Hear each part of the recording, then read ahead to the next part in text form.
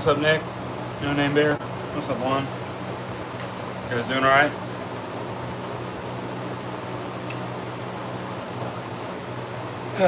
Trying to finalize some other brushes and just keep running into little issues with trying to finish little brushes. So things have not been going right in the shop today. So I'm gonna get on. I'm gonna turn something for some therapy, and we're gonna see what we can come up with. So what's up, Claire Nichols? So a couple of blanks I'm gonna work on today. I think I might do one of these guys.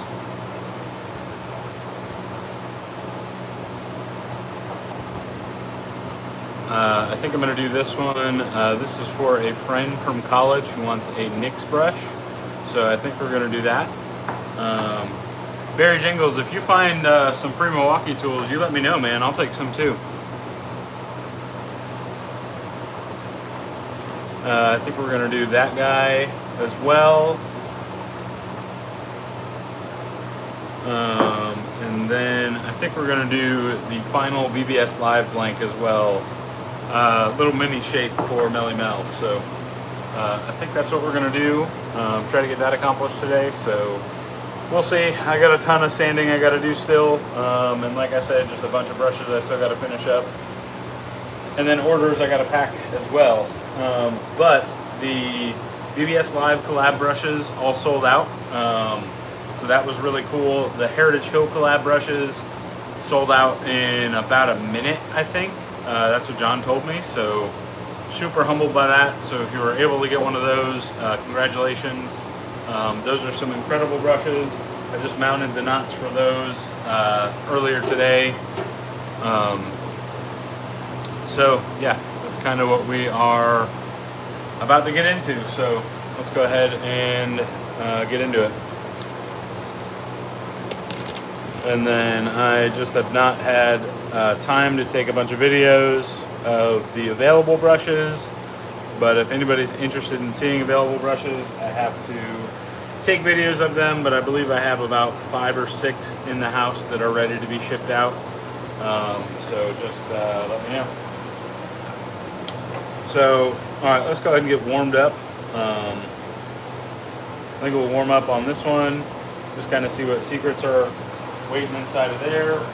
If you are a Dragon Ball Z fan, I have a couple prototype Goku V1 blanks in the lab oven right now. And I put my chuck heat, and we will start. And it is washed my shop smock, smelling good over there, fresh and clean, and it is just way too hot to wear it.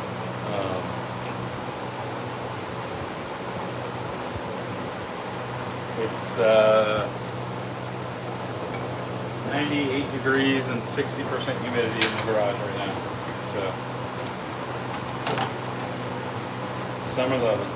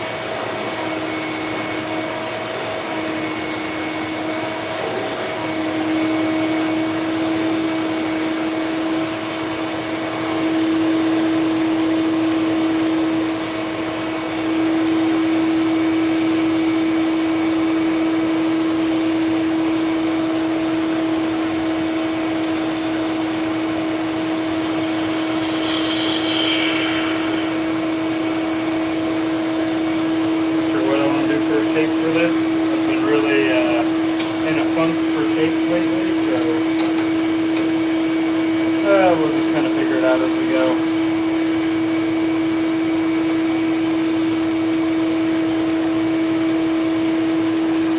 What's up, Brett?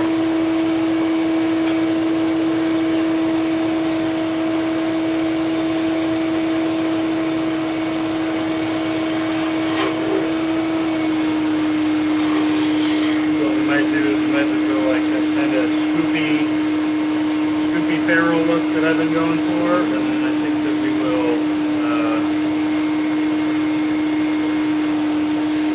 probably doorknob the end of it. Using a super long blank. The heat has been absolutely destroying my blank pouring ability, because about the time that I can get it mixed and like actually a proper viscosity, it's already like starting to gel up, and then it like shrinks the blanks so that they're about a quarter to a half an inch shorter than I'm even going for. So a lot of these blanks are kind of coming out a lot shorter than I would want. But life in Florida. Definitely makes me envy the northern brush makers. Counter to that is that they can't pour in winter, and I can't.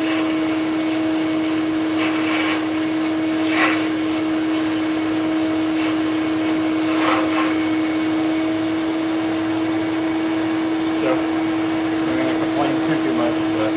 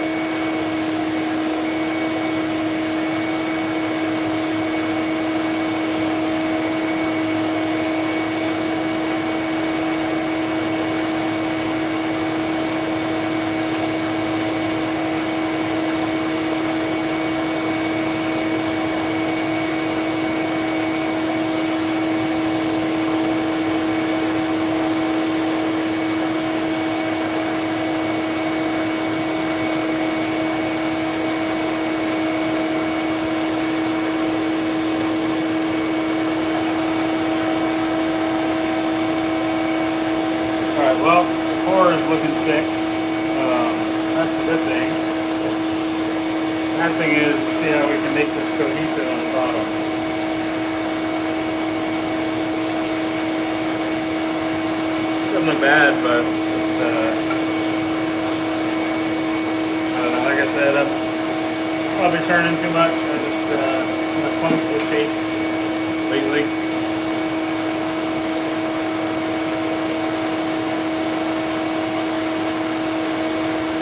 I need to take a little break, but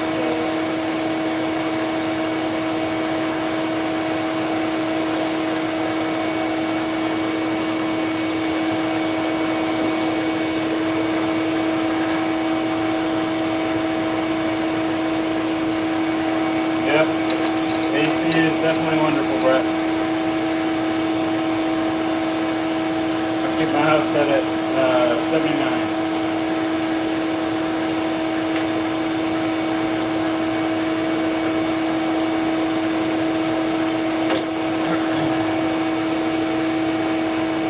Yeah, you like it, Nick?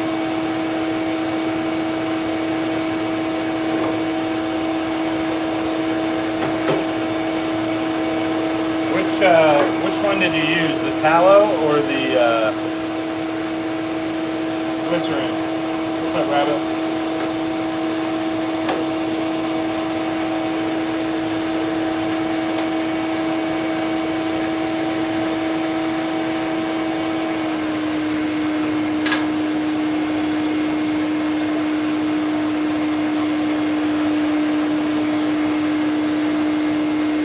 What's up, First Dev?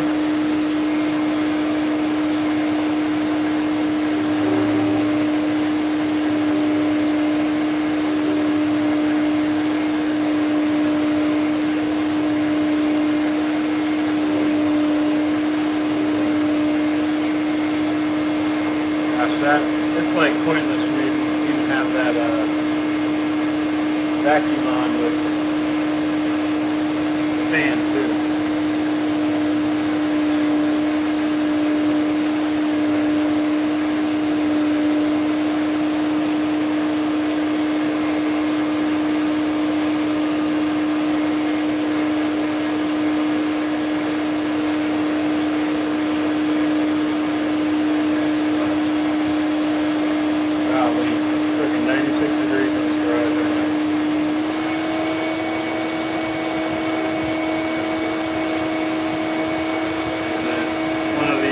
Issues I had with one of the brushes, had to, working so hard on those, getting those collabs wrapped up, I had one customer's brush just waiting on me to basically clean up a little bit around the coin area and then mount the coin.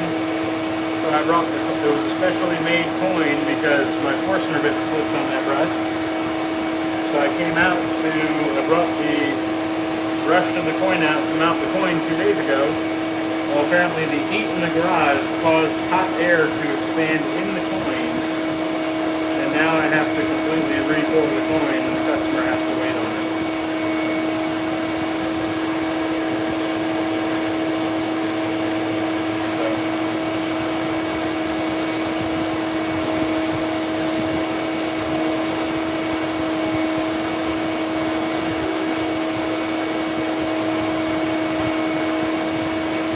Those are the things that annoy me when it's like, because then I gotta wait 2 or 3 days at least for a coin to cure. It sets the customer back even further on the timeline when I had already set them back from doing the collab. So, but like I said, life in Florida.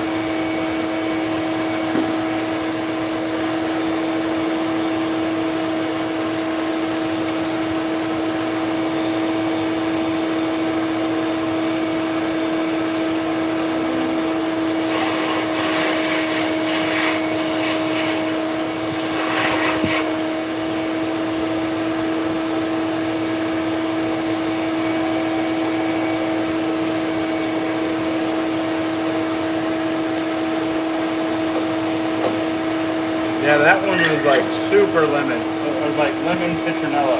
It's actually pretty nice from what I remember. Is that the one?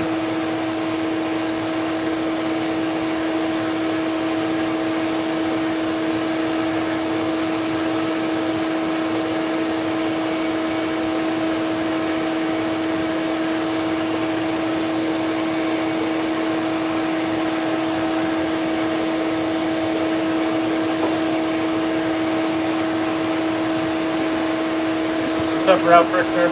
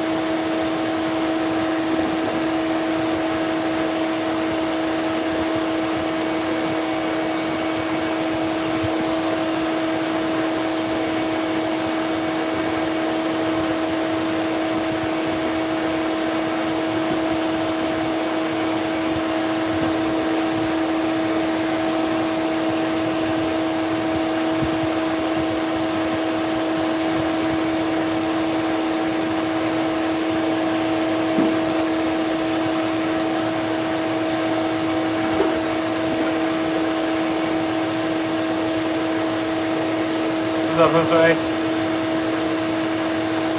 Yeah, honestly, Nick, I was feeling the same way with that scent, and then the more I sniffed it as I was packing your box, the more I was like, it's actually kind of an interesting scent. Pretty cool.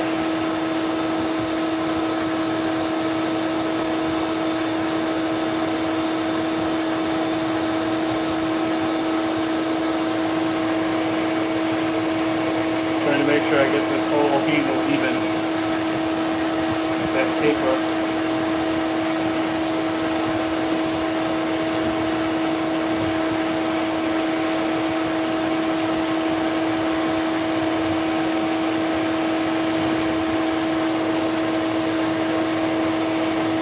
You'll like it.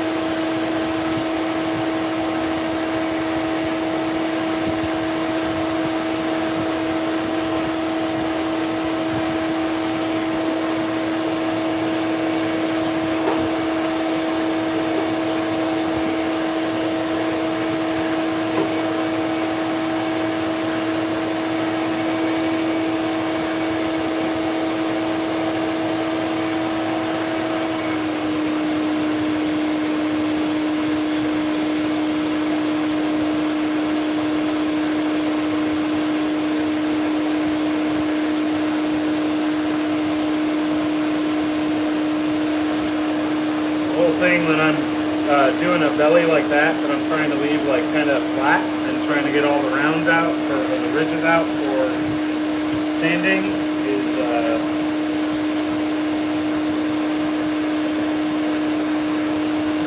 to keep it moving. Otherwise, with that round cutter, it'll leave little divots, and then you inevitably get those wrinkles.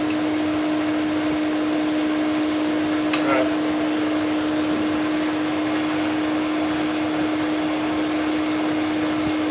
Yeah, I like that shape, I like that pour.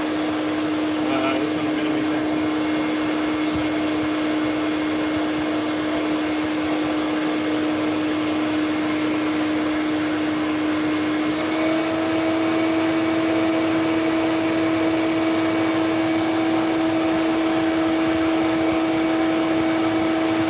Really happy you like them, Nick. They were fun to work on.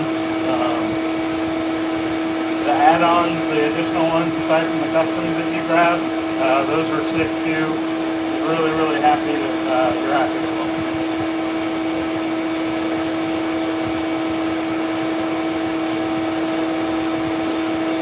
Honestly, I'm glad that you're happy with them, but I'm probably even happier that your wife is happy with the one that she bought, or the one that she won, because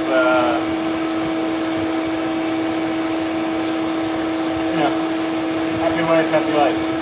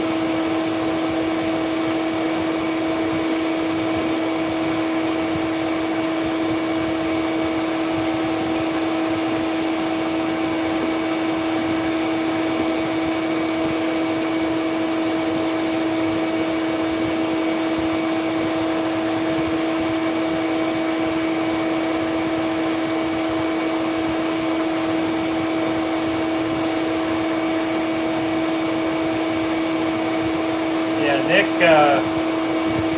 got 2 of the beehives. Well, his wife won one, and then he grabbed the Halloween beehive. And honestly, those are probably my best 2 beehives to date, for sure. Watermelon crawl was pretty good too. This one that I got to finish for Scott Big Papa Moore. That one hopefully is going to come out pretty nicely, but we'll see.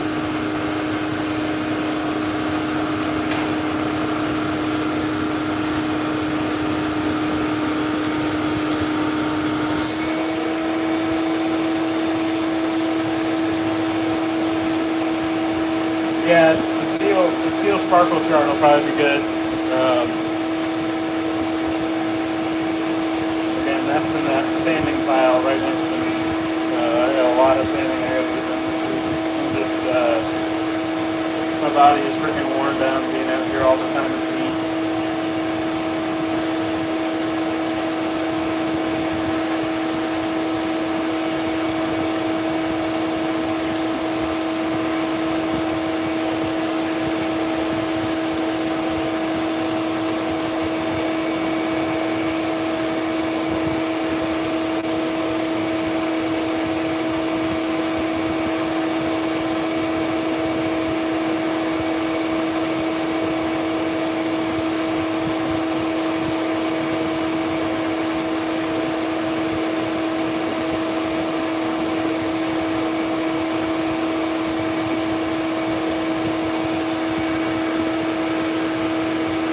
What's up, Aliva?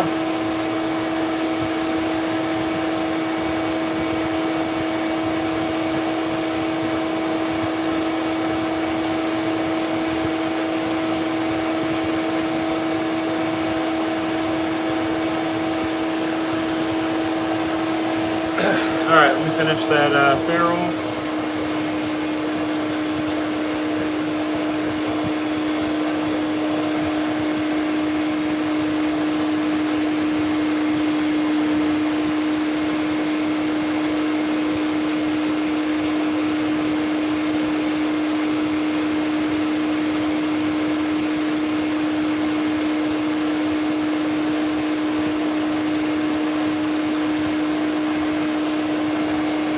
I wouldn't be mad, Rabbit. I would enjoy your positivity.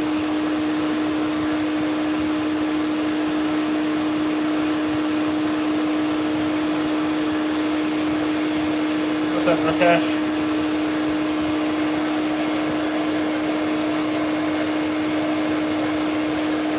I might make that,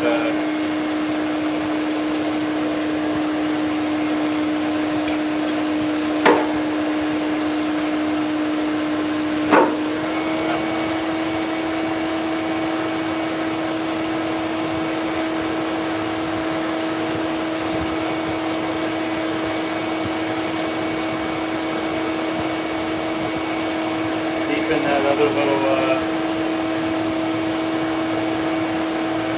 score there, just to make it look kind of even up top.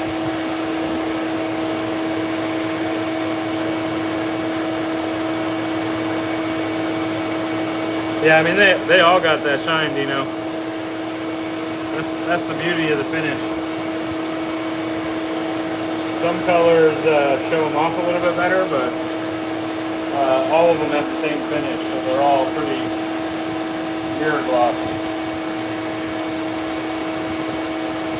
And Nick can attest. He's the latest one to get them. There ain't nothing I can do with any of these cameras that'll do that finish justice.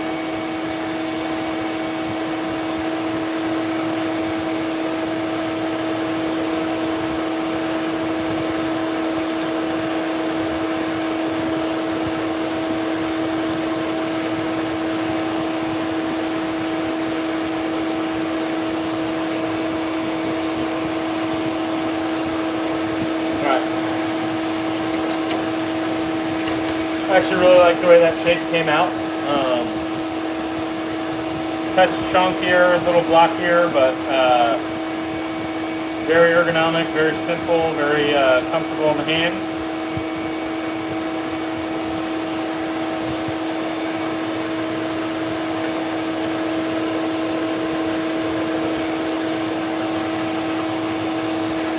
Another kind of aquatic pour.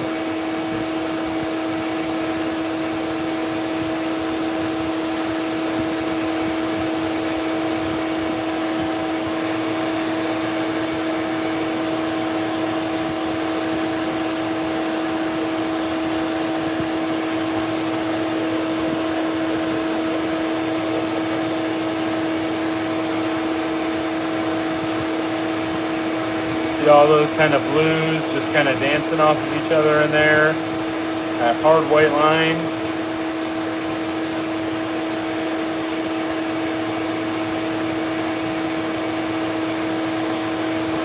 Pretty cool pour.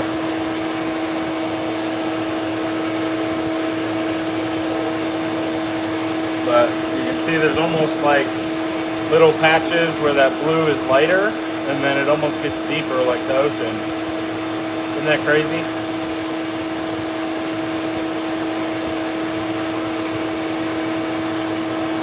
Yeah, Marianas Trench isn't a bad, that's not a bad name.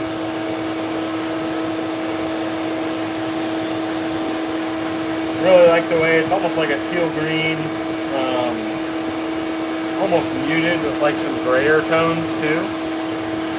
The way that kind of just pops through, and that's, well, I don't know how I got that one hard white line all the way through there like that, but that is pretty cool.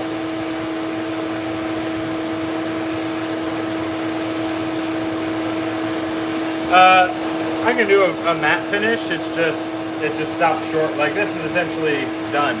If I were to do a matte finish, that's done. For me, I just pay too much for the mica powders and the resin to not do a full gloss because if I do a matte finish, it just doesn't do any of the micas justice.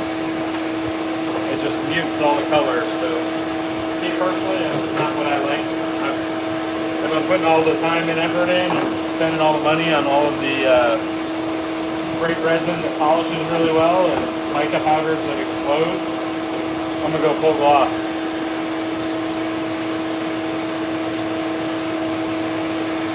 Oh, appreciate it. Rabbit, my guy. All right.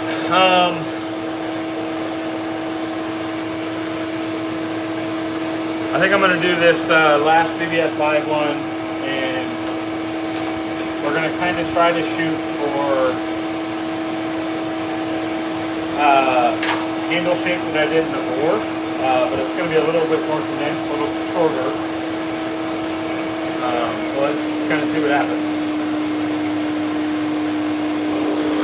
And that last one that I did is available if somebody would like to claim it, but I'm probably about a week out from being able to finish it.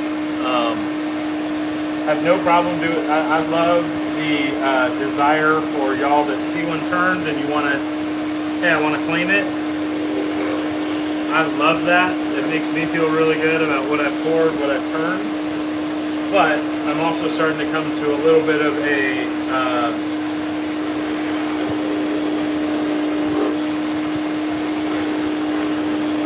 pile up of brushes that have been claimed with some customs that need to be finished. And I'm doing quite a few lives, so it's just making a little bit of a pile up to get brushes finished. So if you would like to claim it, disclaimer, these brushes will probably take me about a week to get to.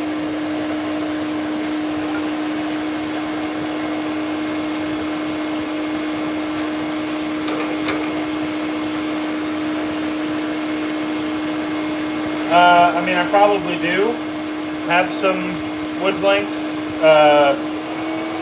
I think I've showed you all the pictures of them this way. I got maple, Jatoba, got a lot of exotics down there. It kind of depends on what you want. I've got wormy maple.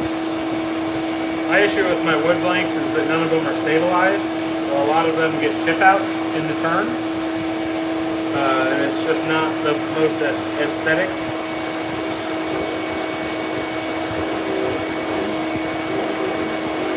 So until I start stabilizing, or get more feedback on my wood brushes that are out there with my wood finish, I just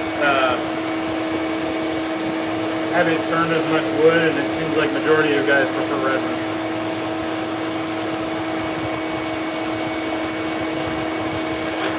Seems like it's about 70-30 resin to wood.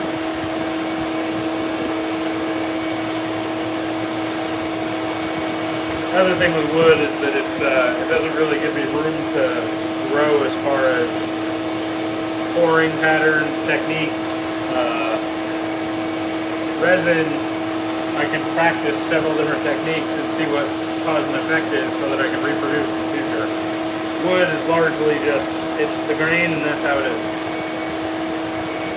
That's what that wood looks like and that's how it is.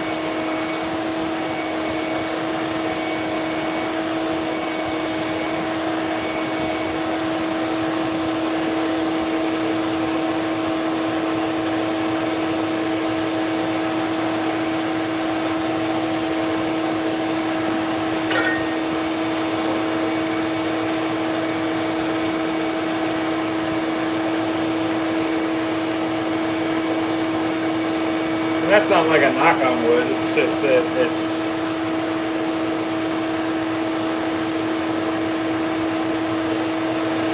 a little bit more to learn for me with resin right now, with the nuances of resin and resin turning. I do need to get back into doing some more wood handles. But that's just kind of why I haven't really focused on wood as much. More me still trying to practice and learn pouring techniques and get more familiar with resin. I just don't want to be like a one-trick pony.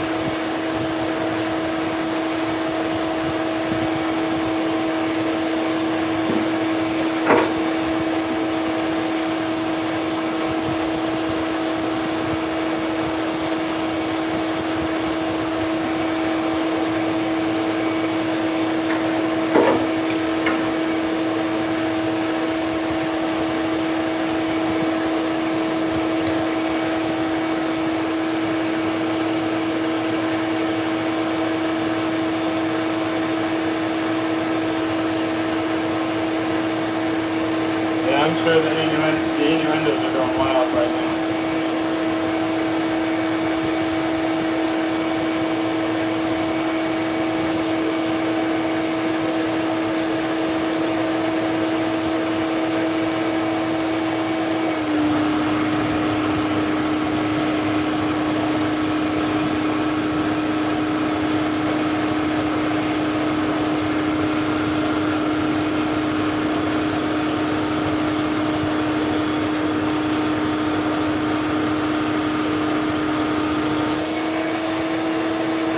Yeah, I bet you are, actually. What's up, Eric?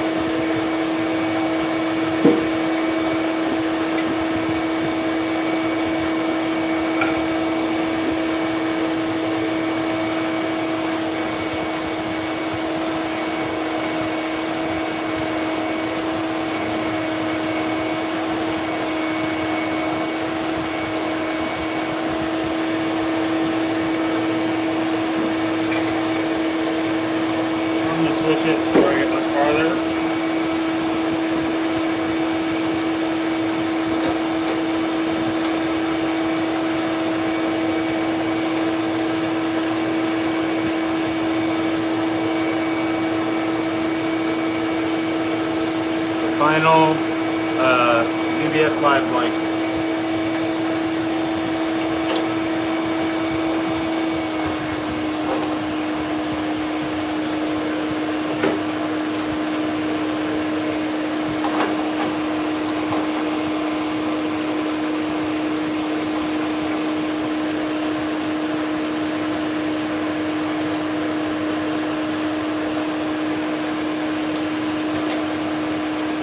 I do not envy Brooke right now.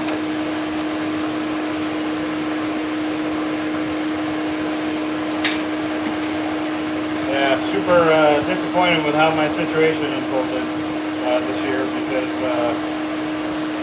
I was totally planning on going to visit Eric in Destin. Now, unfortunately,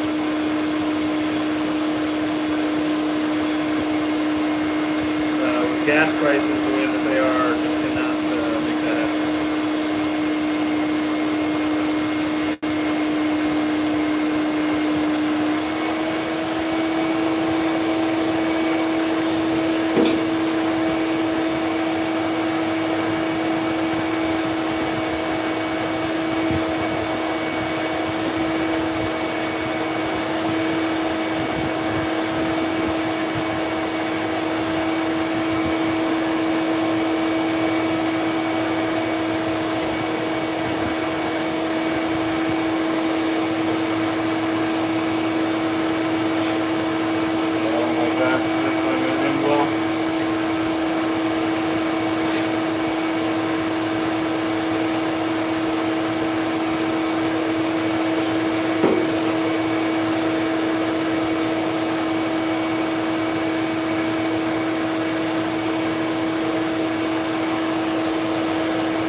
Listen to Eric, he's got at least 5 lines.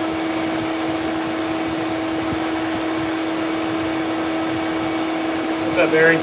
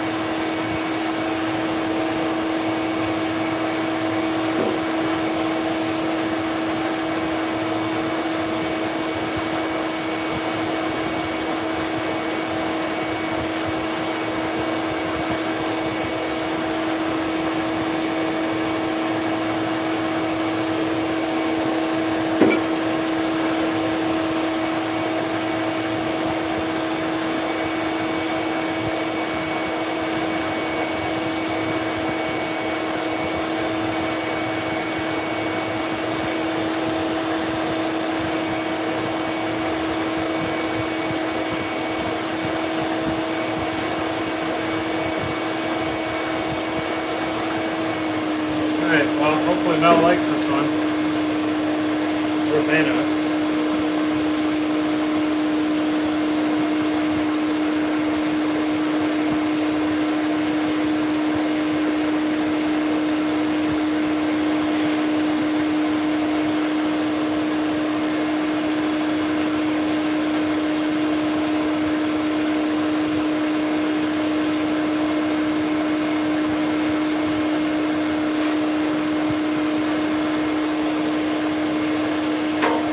It's hard to get that rounded and then keep this flat and tapered, especially with being right-handed.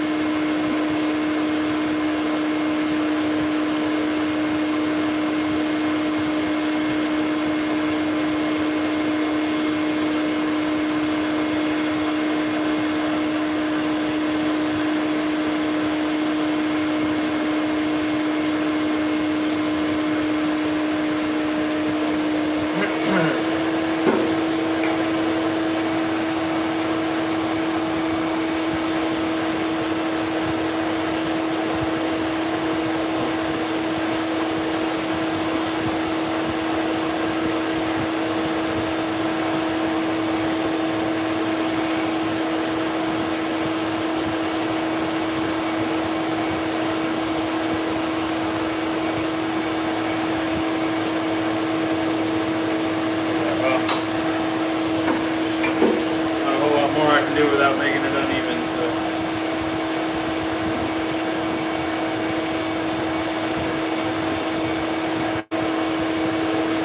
that's as good as we're gonna get it.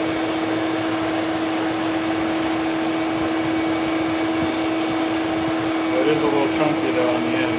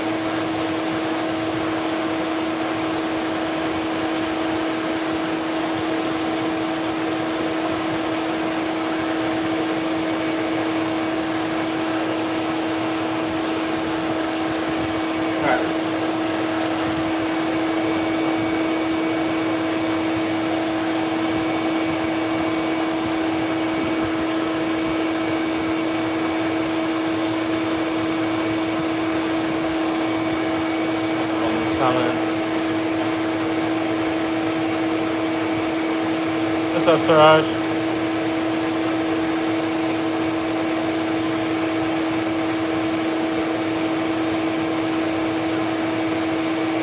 What's up, Blast Navarro?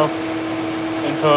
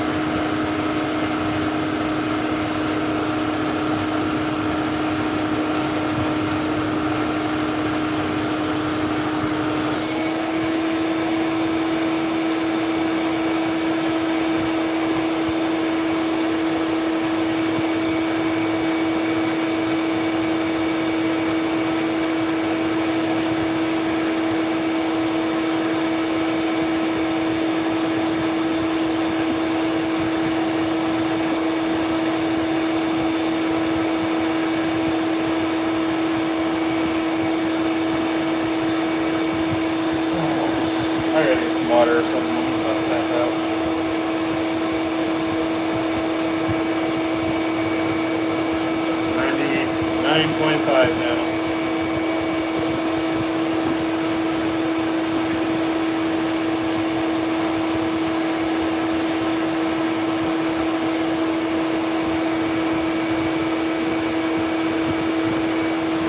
I had rabbit. I just don't know anybody that would buy them.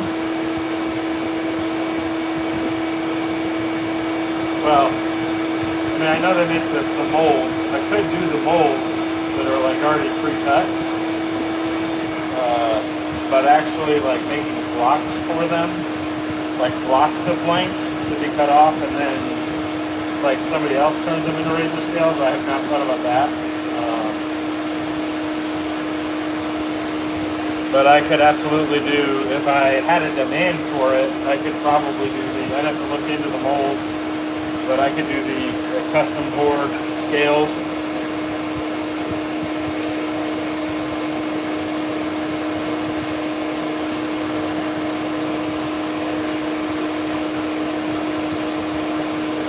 I'd have to look into like what I think you just pour them and then they just pop out and you don't have to do like any sanding. I think they're already finished. The last time I looked into it, I think that's how those work, but I could be wrong.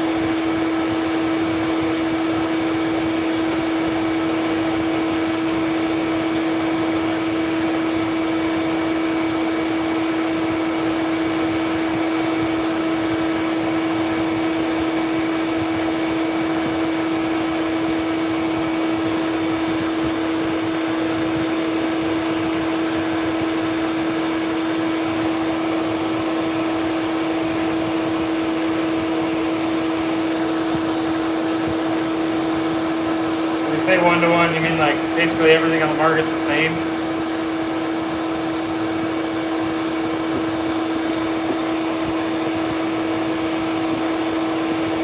Look at this. I love how rabbit's about to get bit by a straight bridger bug too.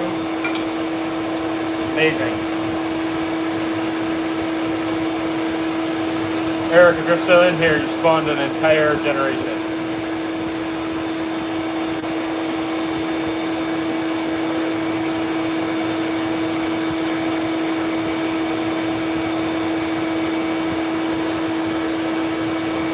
Alright, let's finish that payroll.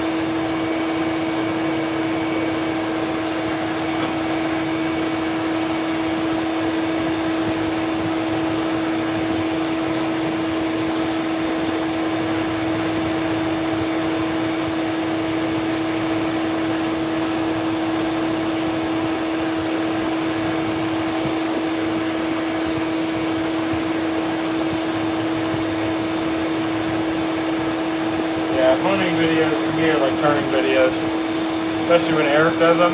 There's so much knowledge in one of like Eric or Sean's honing videos. Always pick up on like some little nuance when I watch one of them.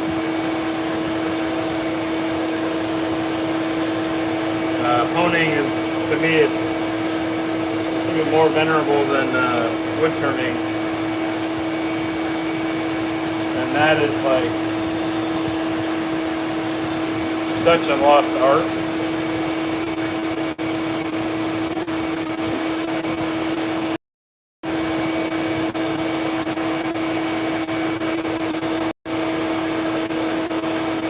Alright, I am going to clean this out. Pressure the lathe. I'm going to wet sand this one real quick.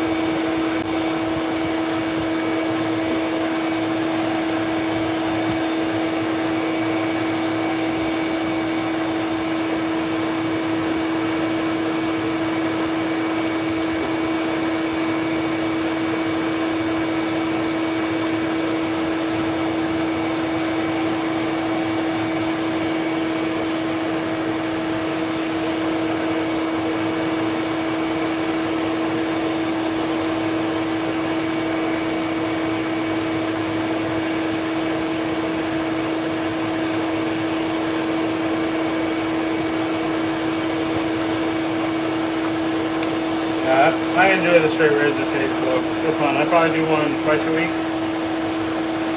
It's just a nice new challenge. Totally different experience.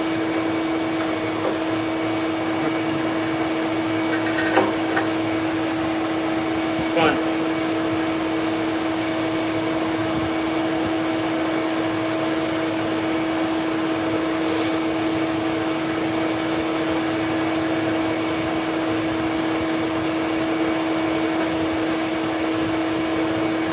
I was actually recently gifted a hard to come by feather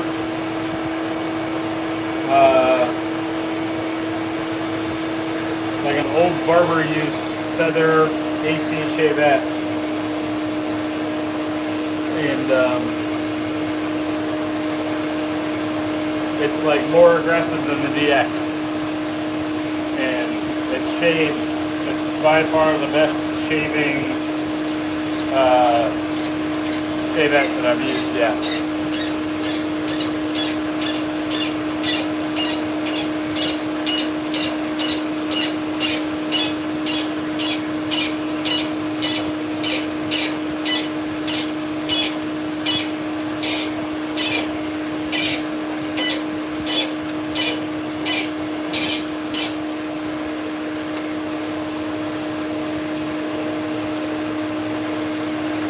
I'm going to try to clean up this little edge, like going right into the lip there, if I can. It looks like there's a little line there that might be really tough to sand out.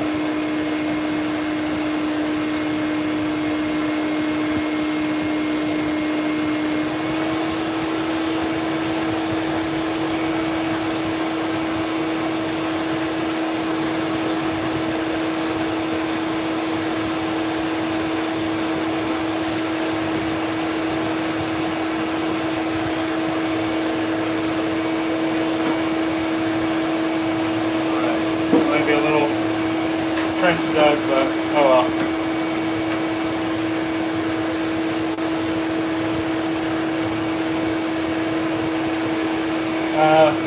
Okay, Sir Oz, when I get into it, you're just gonna have to remind me.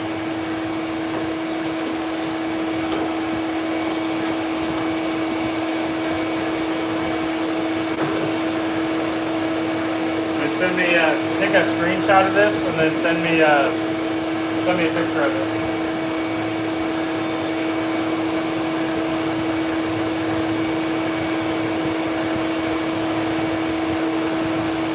Yeah. A lot of different conversations going on about different brushes that I've done in lives and pores and pore suggestions, so it's really hard to keep everything straight. So just screenshot it and send me a picture of it. What's up, Mike? Yeah, it was solid. We went to go down to Orlando to my cousins. Hung out with all my cousins, all their kids. Lots of good family time. Hope everybody else had a good 4th as well.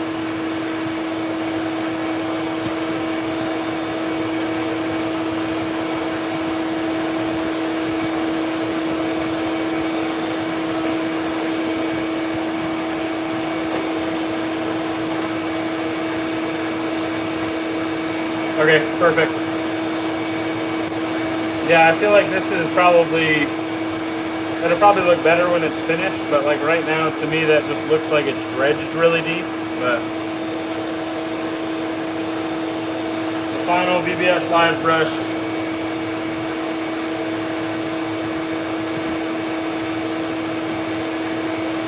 Stone kind of got a little caramely, I guess, but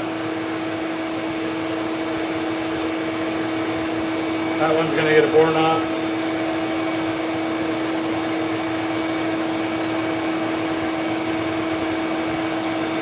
And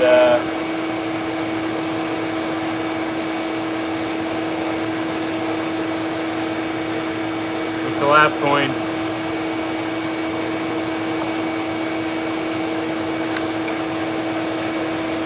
all right.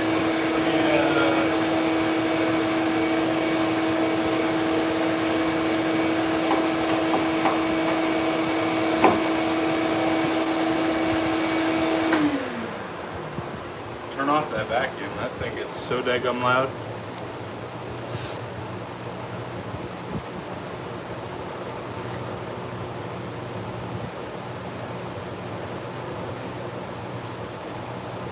Let me catch up on a few comments. What's up, Chad?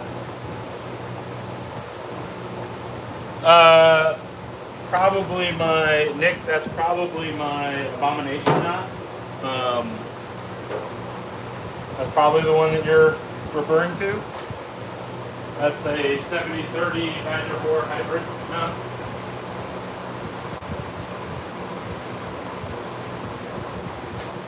Let me just get this one out the way too, since it's here. Screw it.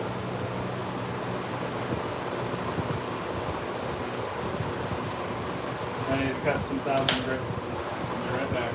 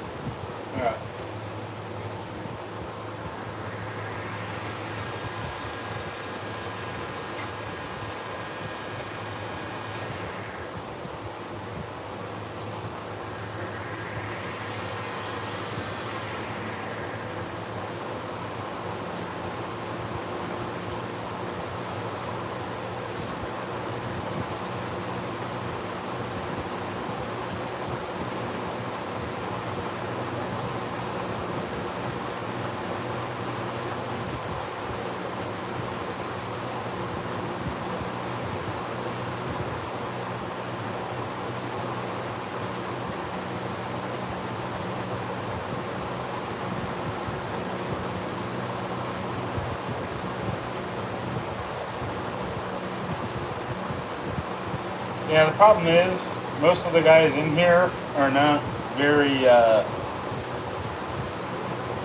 superficial. So the look of it doesn't bother any of y'all because the functionality far outweighs it. My issue is that is not true of the entire community. So I just can't make it an offering with the way that it looks because I will inevitably get some angry emails about how it looks when it's wet and probably want refunds. So unfortunately, I just can't offer it.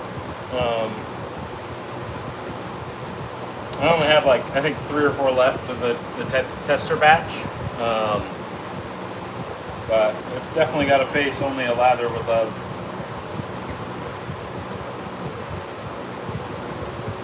But I think it's been a pretty freaking great knot. I just wish it had more density and a touch more backbone.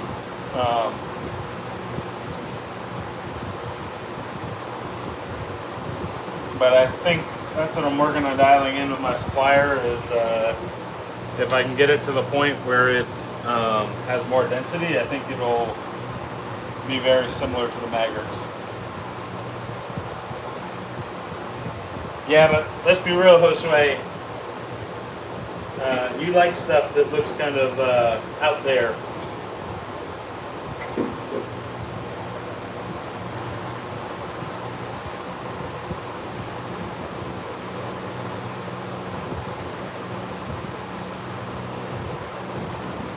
I wish I could. I definitely lost some money on those knots, but I just can't in good conscience make it a full-time offering, knowing that it might damage the reputation of the quality of my other knots, when I think the other knots that I'm offering are all incredible. I'm not saying they're the best knot in the world, but they're pretty daggum good for the price, in my opinion.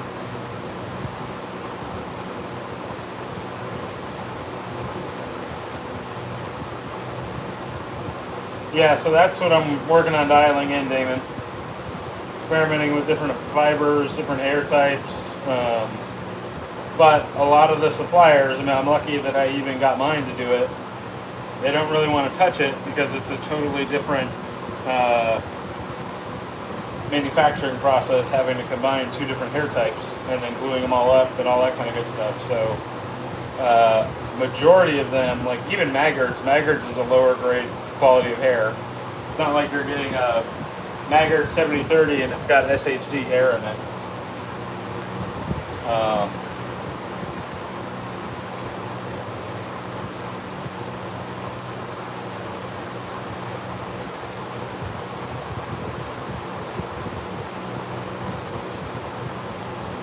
Well, we all have our preferences, Siraj.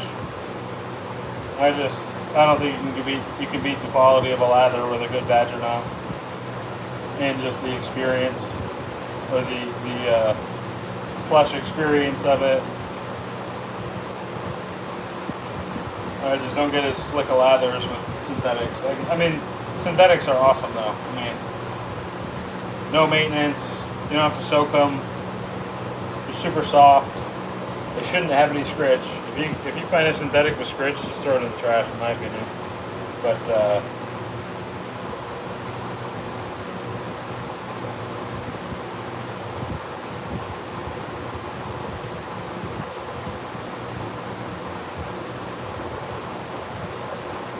oh, see, I actually don't mind the break-in with them because that's just an excuse to do up some bowl lathers, and most of them, if they're higher quality knots, it shouldn't take too long. Like with my badgers, I do 5 cycles with Singari, and then usually like 3 or 4 good bowl lathers, and they're broken in, or at least 75% of the way there, and then from there every shade could just get better.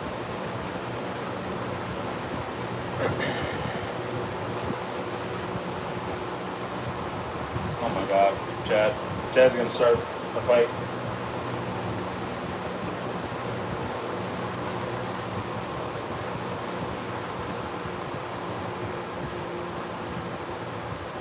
Yeah, I enjoy breaking in a boar. Boars that are stubborn, like my Abominant boar is a little stubborn, but I really enjoy breaking it in because it's just an excuse to get a good bowl lather in, break out the hair dryer, speed it up a little bit, and then just kind of watching the growth of the knot throughout the break-in process is really, really cool.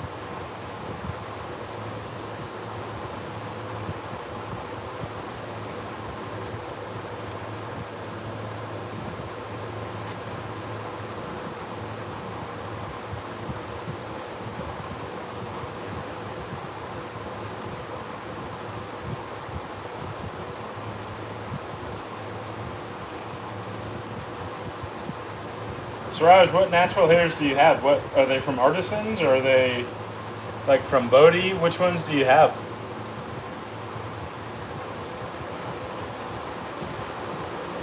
I'm sure that there's some people in here, if you're just sworn them off, that would take them off your hands.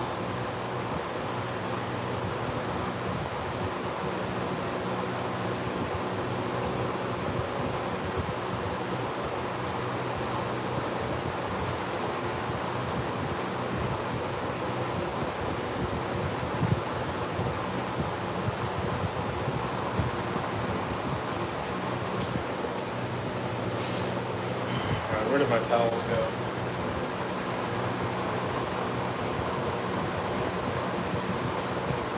Washed all of my wet sanding towels. I mean, or Siraj, you could send them to one of us and we'll break them in for you. But I like it because it gives me an excuse to use some soap.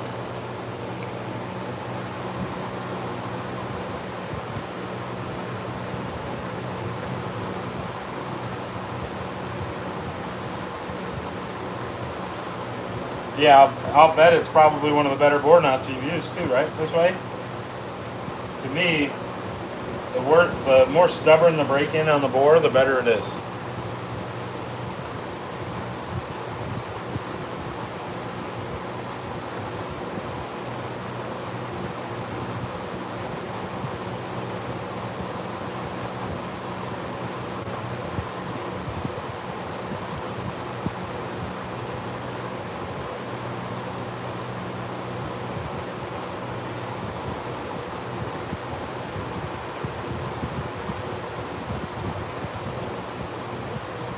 Yeah, exactly.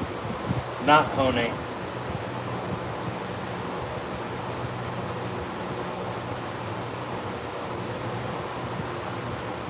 Sway, did you ever get my Abomina bore fully broken in? Curious where you're at with the break-in on that one. I hit like I thought it was really good after like 15 lathers. And I think I need a new sheet. Yeah, we're going to need a new sheet after this.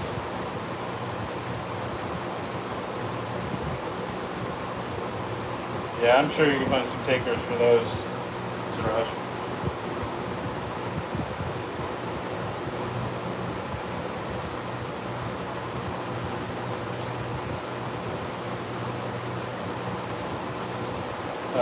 Once I got to like, I mean, I was already telling people like, I think it's a pretty good bore knot. It's not the greatest I've ever used, around like 15 lathers.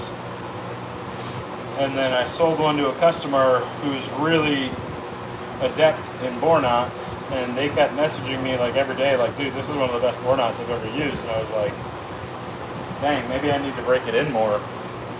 So I did, and I think now I'm on like lather 25.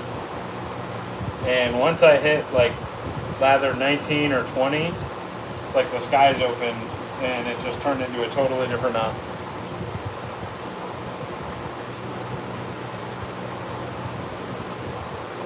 Yeah, right, Siraj? I thought about that, but then I don't need people accusing me of selling them used knots.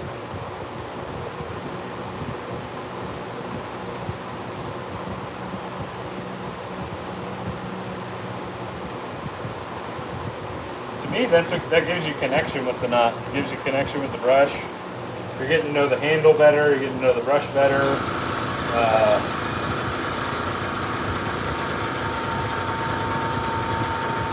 I actually get excited when I get a new knot. Like I've got a couple tester knots. I have a tester right now for it's a prototype of the new Avalanche. It'll be Avalanche V2. And I actually really enjoy it because you get to kind of watch the journey of the knot and see what it goes through and figure out like what point it takes to dial it in, and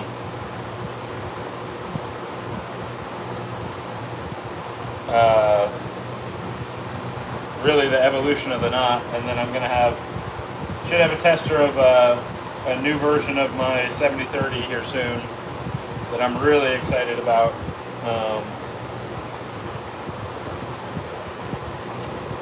The problem is the price on them would go up because we did use a better quality hair. So I gotta, if it works out and it's as good as I'm hoping it'll be on this rewrite of it, it might be more. It'll be more expensive, but it could be ridiculous. But it would definitely be more expensive than my current one.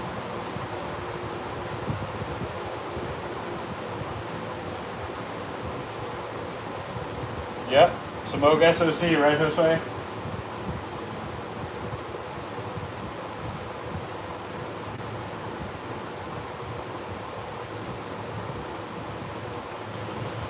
So the other thing is when you use like the Smogs, they're not typically the highest quality Badger, so the break-in's longer and it's worse.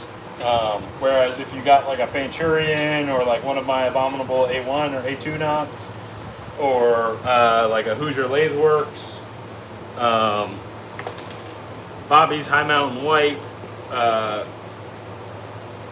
break-in, realistically, the first like 3 or 4 lathers just cleaning the knot, and then lathers like 5 to 10 are really just kind of setting the memory on the hair and the loft, and then it's really like shave ready from there. Like I can get a new Badger one broken in a day. All right, there's that purple cloud deal number that's been sitting over here for the longest time. That one's done. Let me go grab the BBS Live one, which is right here.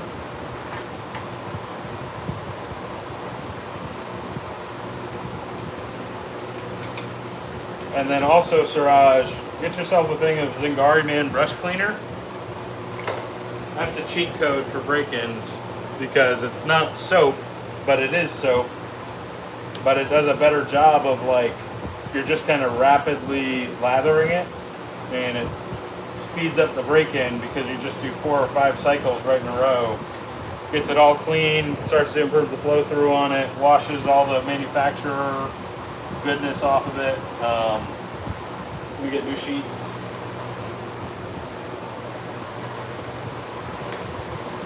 And I gotta cut those too.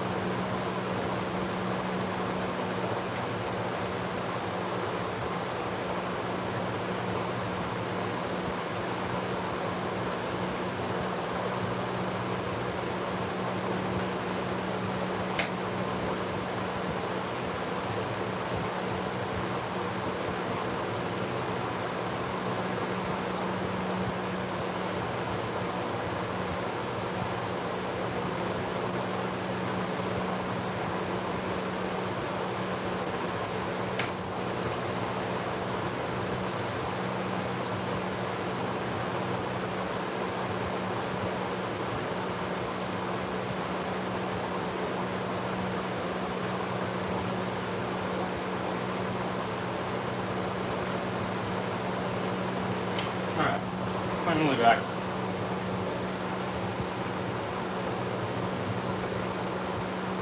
Catch up on comments right quick.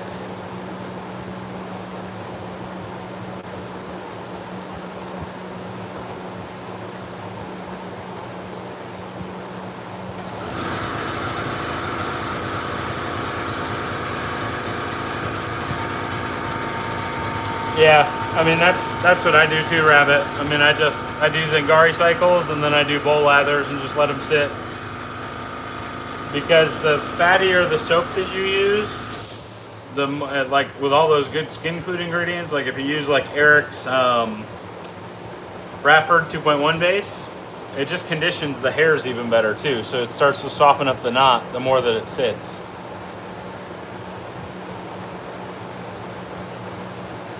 Yeah, you can let it dry fully in between. I haven't noticed that makes a difference, but let it sit overnight too. That'll hurt. Yep.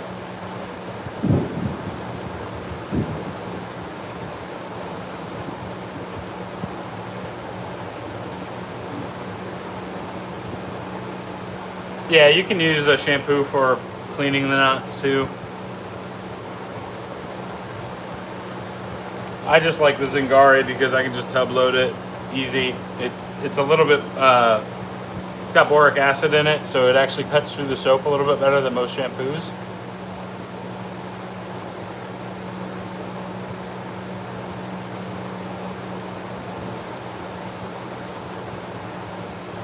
Yeah, splitting the tips is the big deal. So not only soaking, and you don't have to let it fully dry, but rinse it, give it a good rinse, and then beat it on a towel really good. That's what, like Nick's talking about splitting the hairs. That's what helps it. And then like Rabbit said, the textured bowl really helps that too.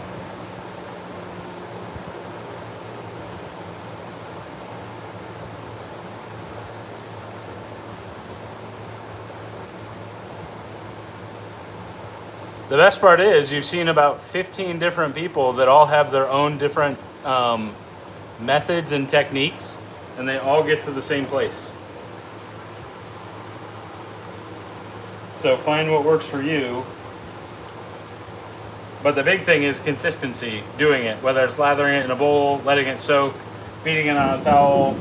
You just got to put in the work for it, but it's so rewarding.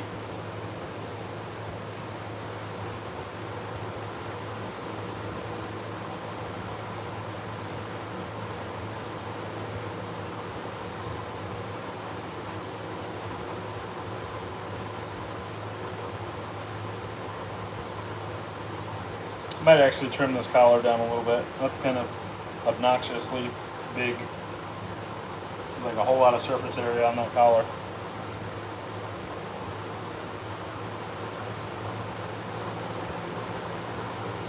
Yeah, the blow dryer method, I'm telling you, Nick, I mean, it's a bore, so it's not like it automatically just breaks in a bore knot. But it splits the tips so quickly, and it helps build so much memory of like helping that knot to start to bloom. Hair dryer trick is so legit for making those bore tips, just splitting them super quick. It's still, I mean, it helps with the flow through too, just because you're doing the soak and then you're still carrying out the lathers and everything. But it's really, you'd be amazed at how quickly you can break in a bore, or at least get it like 70% ready.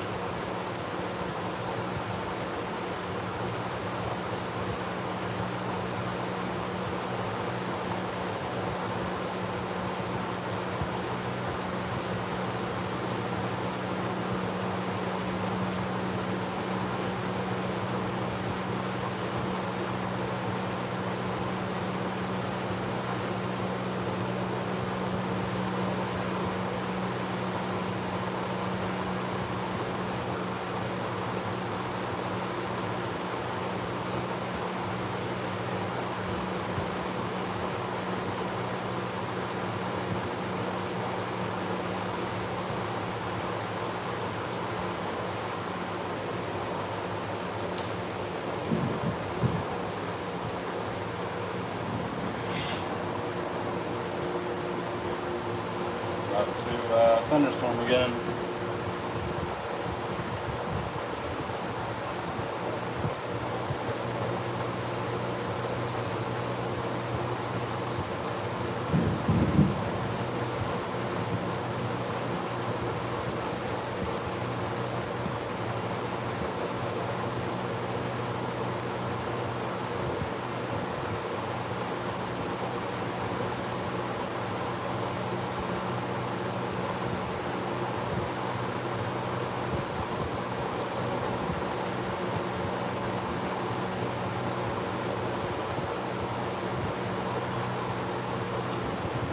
Which one? This way? I haven't really named any shapes. Really just your head shaving one and like my signature. I think once you start naming stuff, people expect like, okay, I want that shape, so it's going to be that exact thing every time. And I can come close to it, but it probably won't be the same. Or I get like, oh, let me turn this flare in, this flare out, blah, blah, blah, blah, blah. And then it's just different.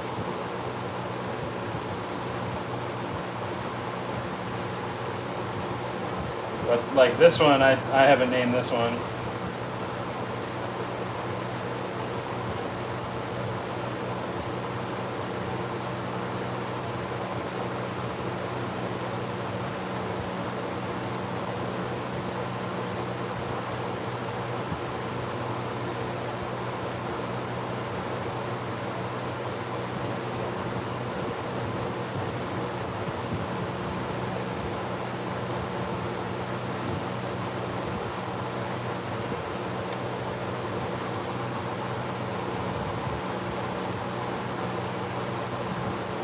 So Chad, you're liking the Abomination too?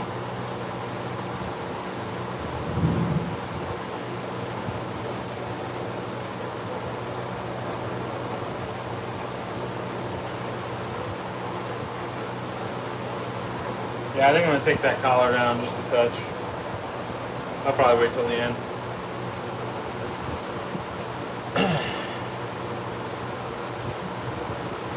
What's up, Jesus?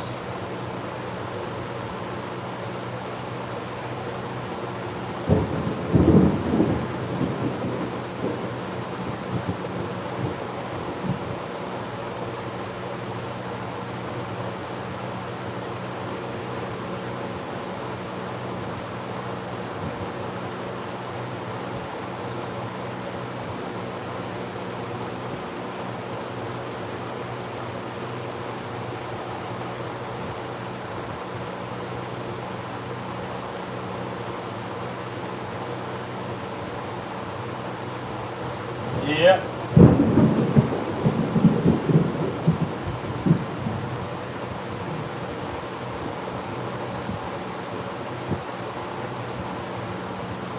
I respect Josue's system. Every other day is a different shave. So he's always getting like satisfying shaves.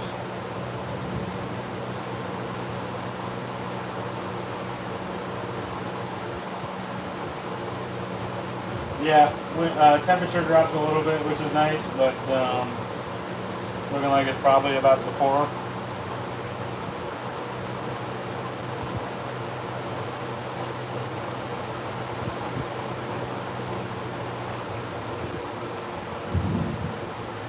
Yeah, you guys can hear it. We'll see if we have power.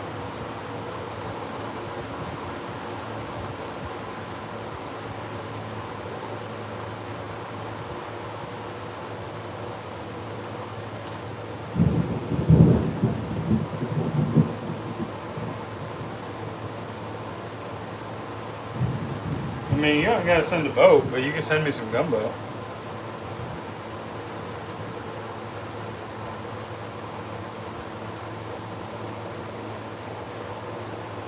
I mean,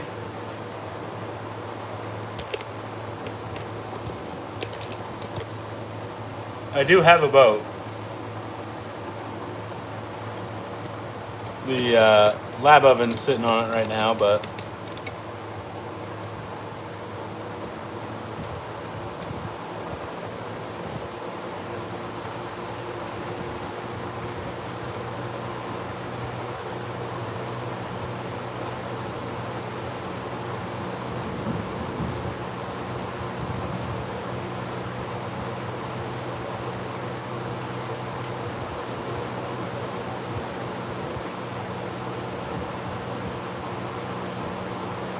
I do not have a trawl. I have a trolling motor.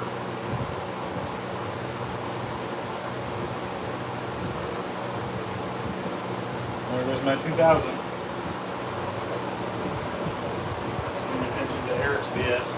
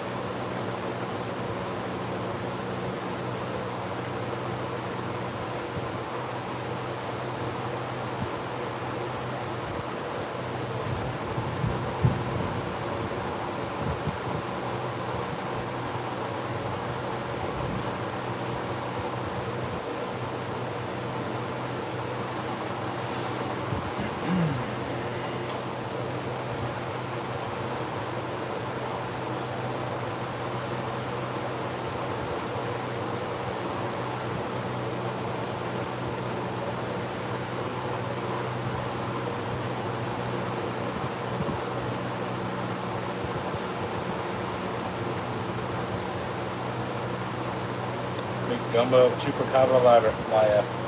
Love it.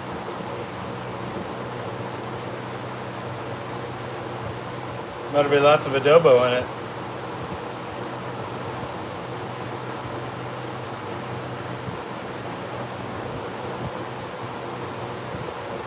You just made both those Cajuns' hearts skip a beat.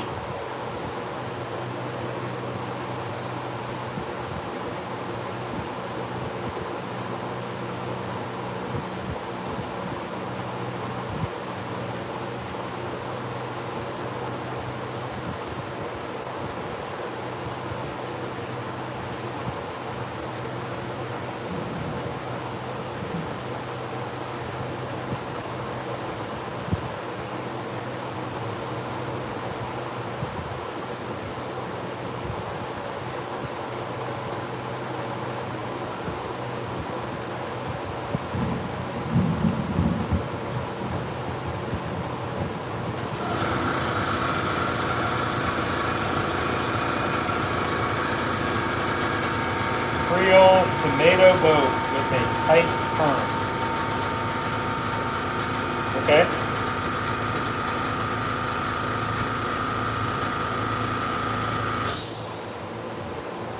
Listen, I just want some etouffee, I don't care if that's New Orleans, and a crawfish po' boy.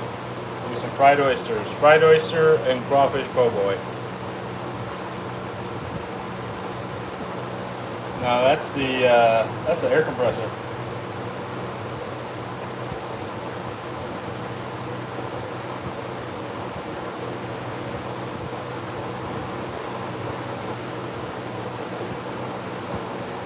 Oh, and a beignet from Cafe du Monde. You're gonna go full tourist on you there.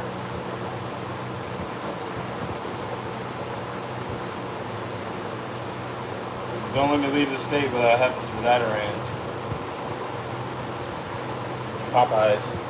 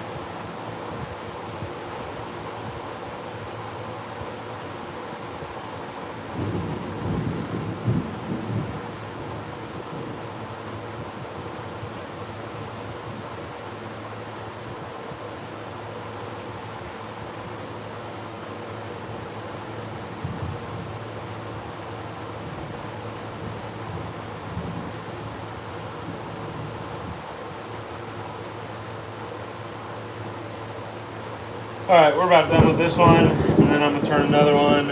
I think I'm going to do this gold number. And I think I'm going to do that one in a controversial, I call it a travailler shape.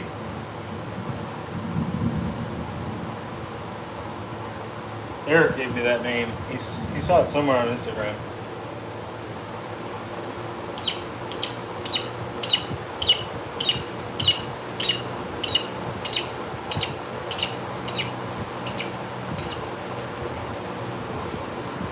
Yeah, that collar is probably a touch obnoxious, but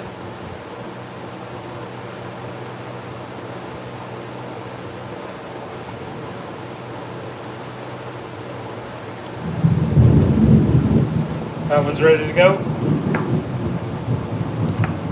Ready to be polished. Let me get this off.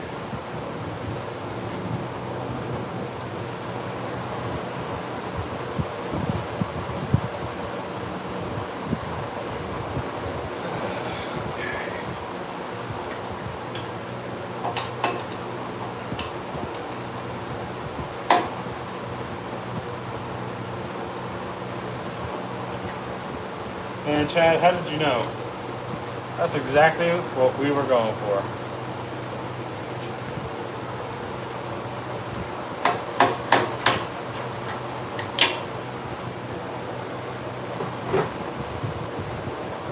Alright, let's show y'all a couple blanks I got in the works right now.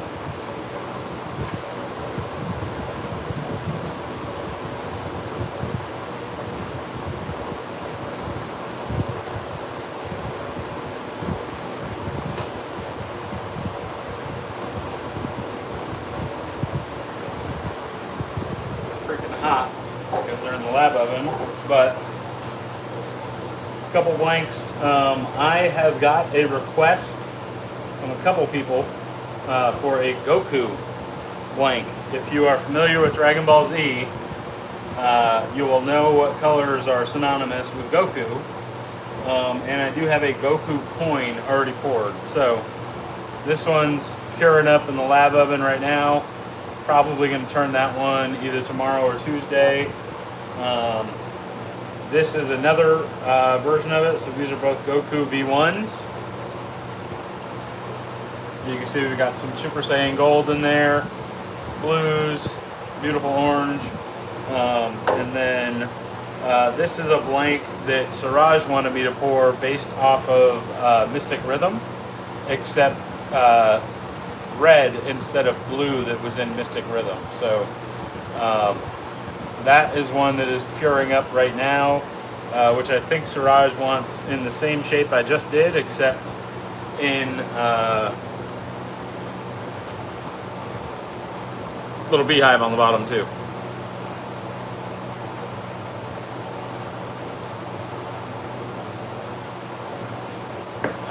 Then Eric, you mentioned aquatic mustard. This is one that we did before you hopped on, when you were frolicking on the beach.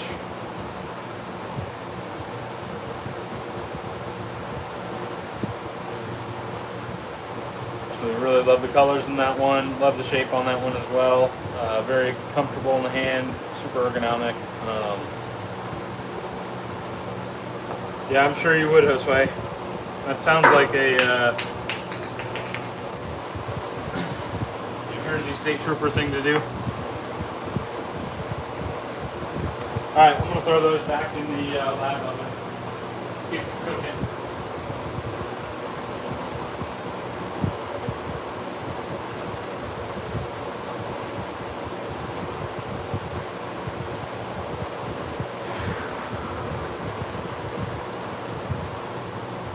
Let's get into another one. Alright, so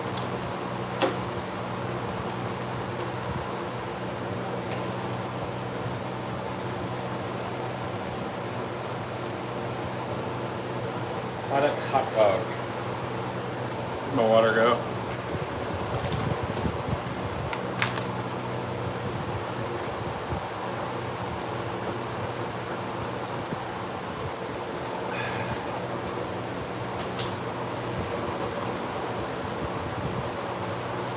Now it might not thunderstorm. Oh, never mind. So we're going to get into this one, and we are going to do a travailler shape. We're going to go a little bit bigger than the kind of experimental ones that I've done in this shape.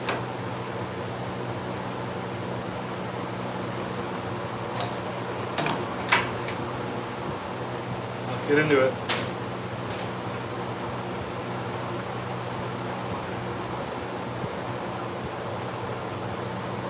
Yeah, this is from the Banger family of pours, so high expectations for this one.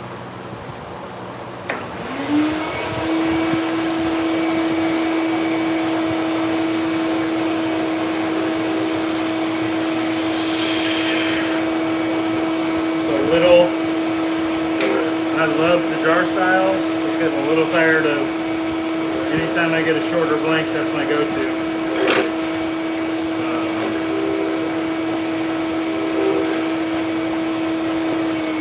So we're going to change it up and go revisit this shape.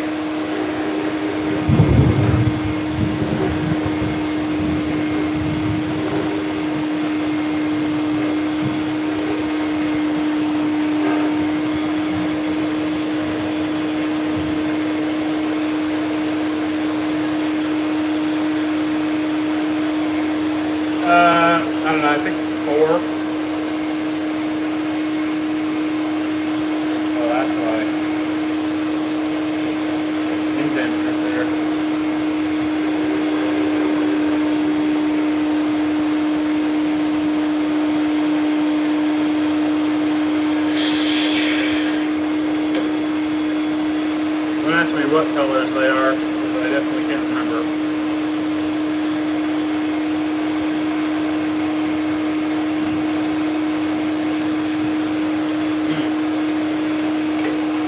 This one might be called Joseph in the Technicolor Green Coat.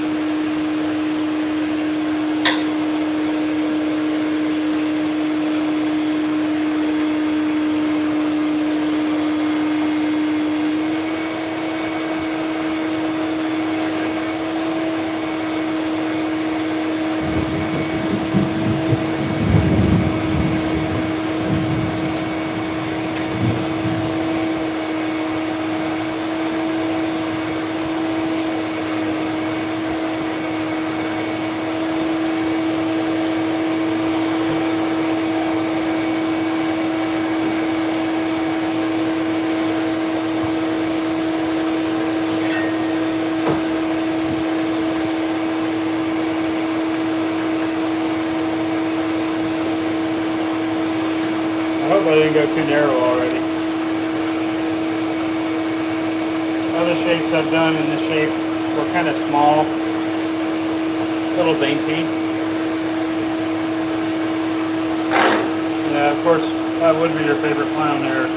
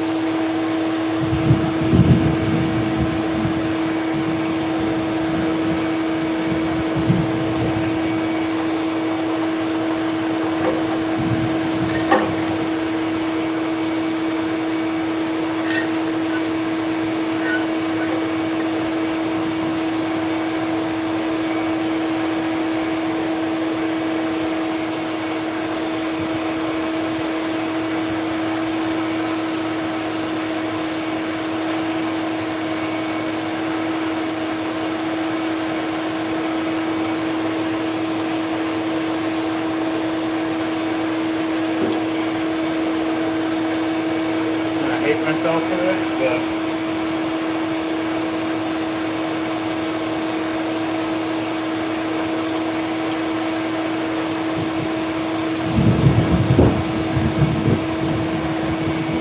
damn, that thunder is threatening.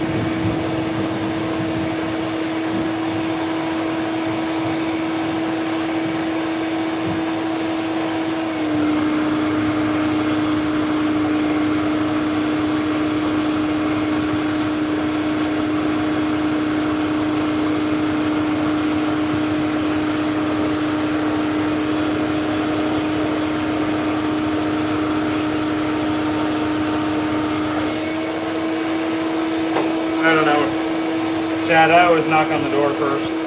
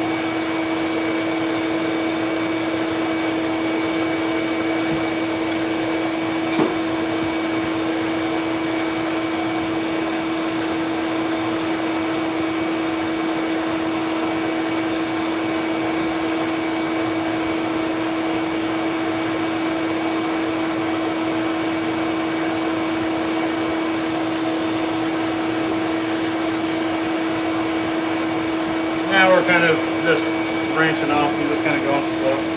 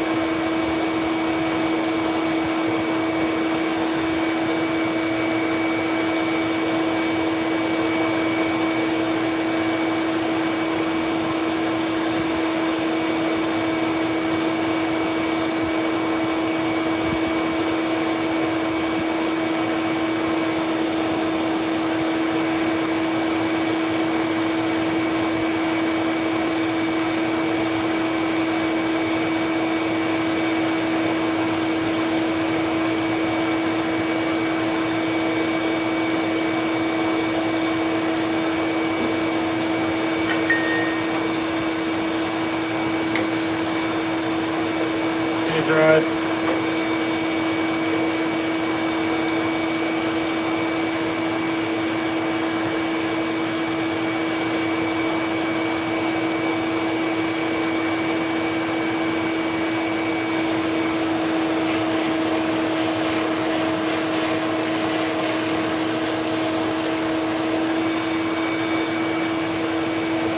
That corner hole way too deep.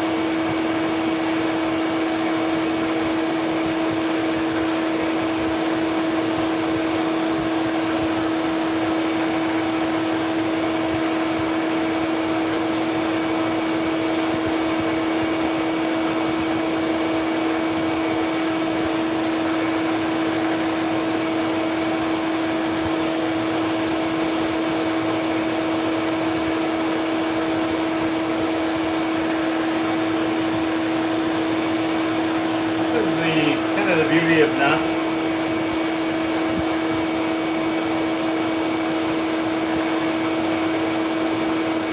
really knowing what you're doing and also not really paying attention to what others are doing. This is kind of an interesting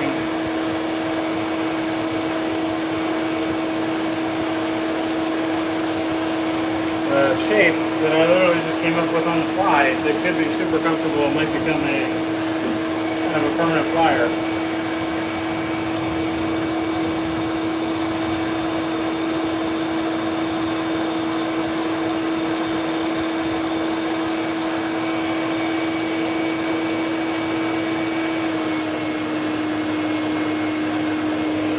What y'all think about that shape?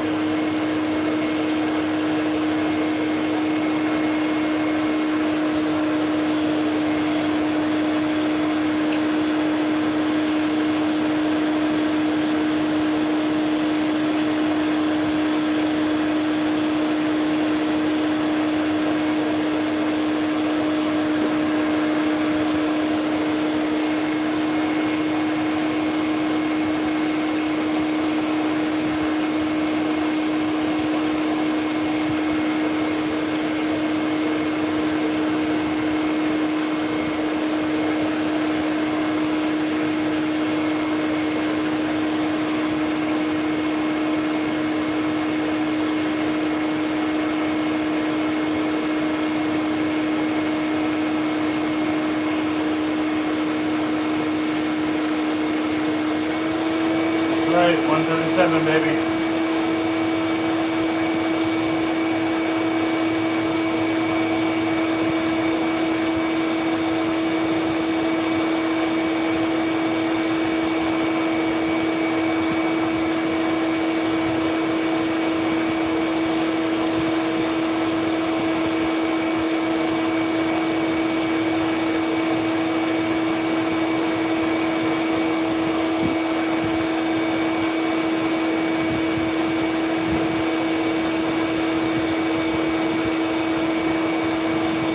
Right. 250 and I will catch a lizard and eat it on camera.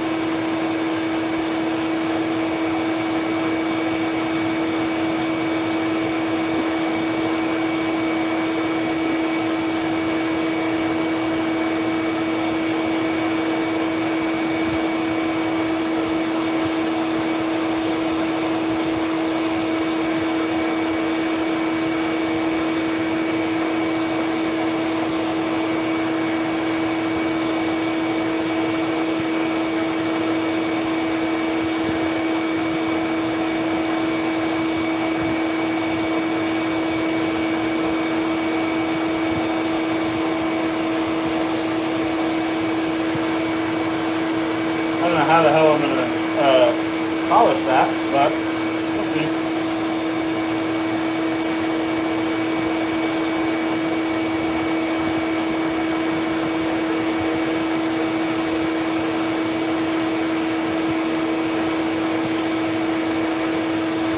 Bobby Clay ain't going to slow roast it. Bobby Clay is going to grill it, for sure.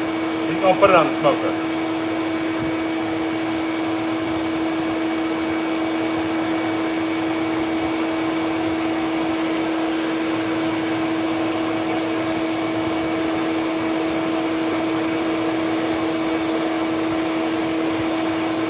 More of a modified traveler shape. I don't have one here, but maybe I could do another one. But I kind of started. I was going to do a traveler shape with like just like a finger grip in there, and then the more I started looking at it, the more I was like, actually, let's just make this a whole nother shape.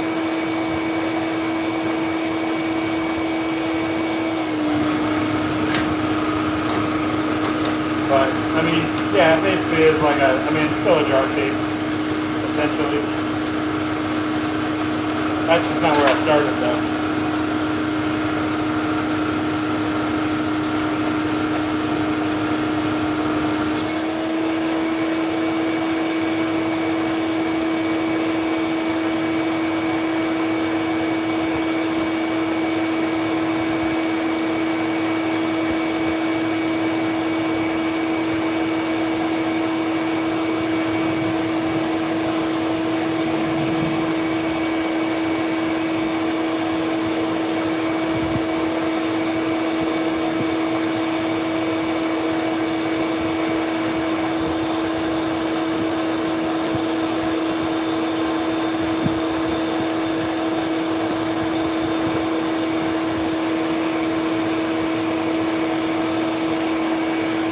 Now we're talking, Rabbit.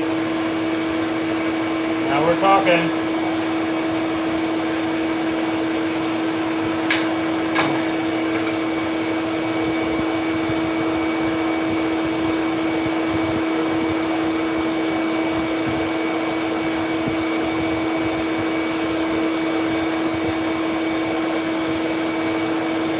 Temperature dropped a little bit in here. Now it's 93. 94. 93.5.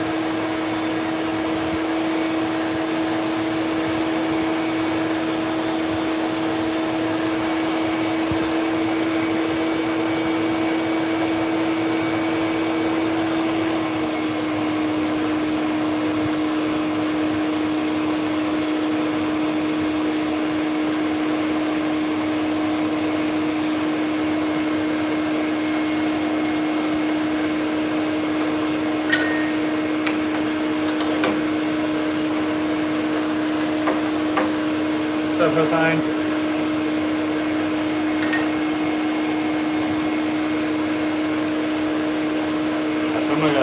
before I wet sand this one, I'm about to blow off this lane. Freaking ribbons just everywhere. This one is unclaimed, so nobody. Got it a little skinny on the ferrule there, or underneath it on the collar, but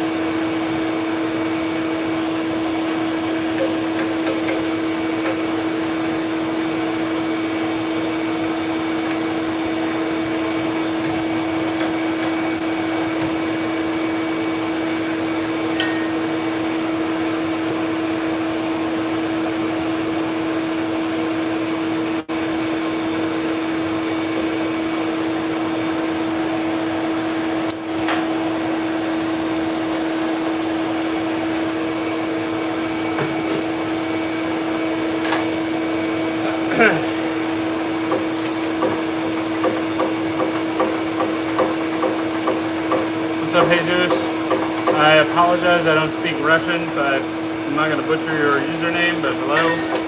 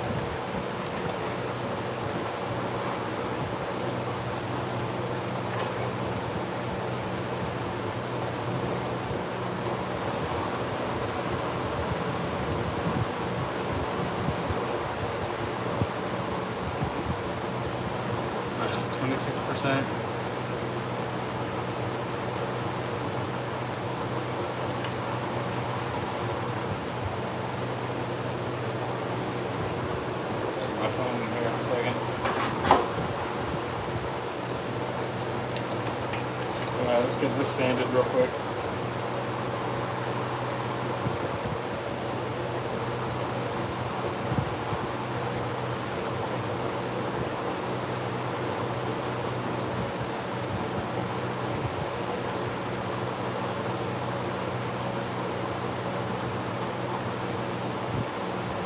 Eric, how's the beach? How's vacation with the fam going, man? You good? Playing golf yet? What's up, Jose?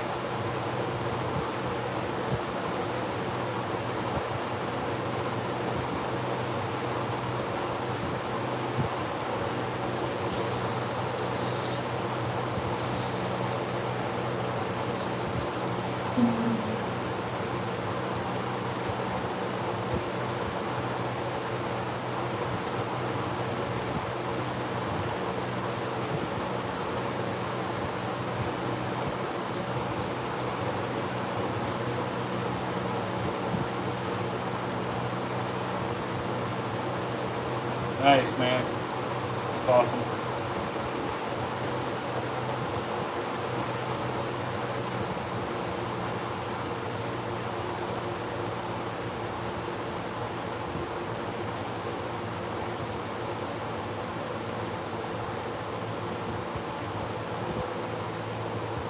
Is that knee still bugging you?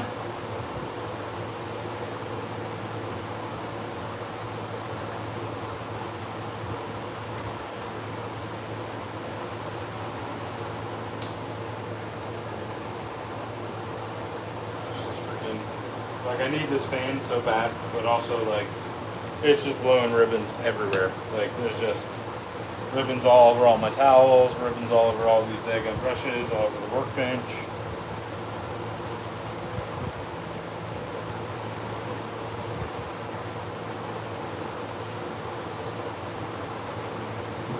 But, I mean, this fan is definitely, it makes the shop bearable.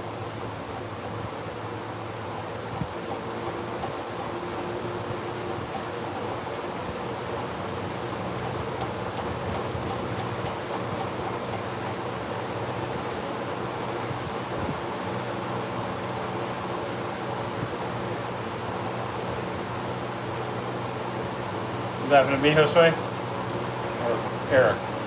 Or both?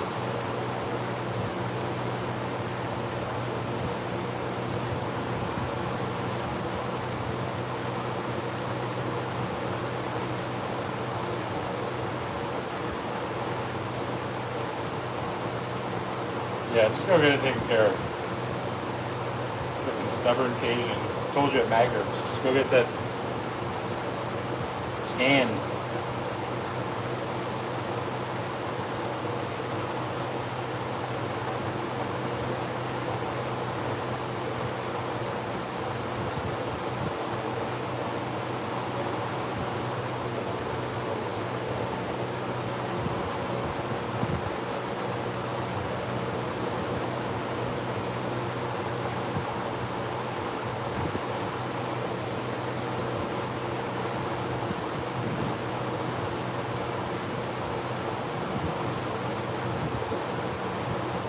It's like 6:30 on a Sunday. It doesn't even feel like it.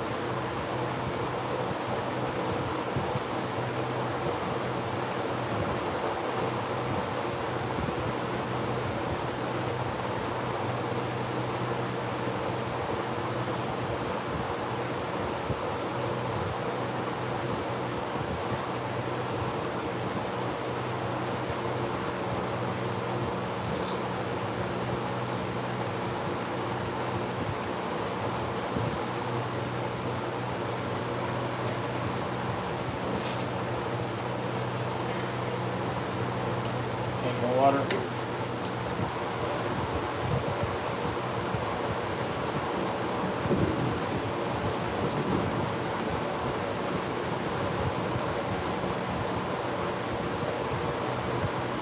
Boy, it literally has just been thundering all around. Hasn't rained.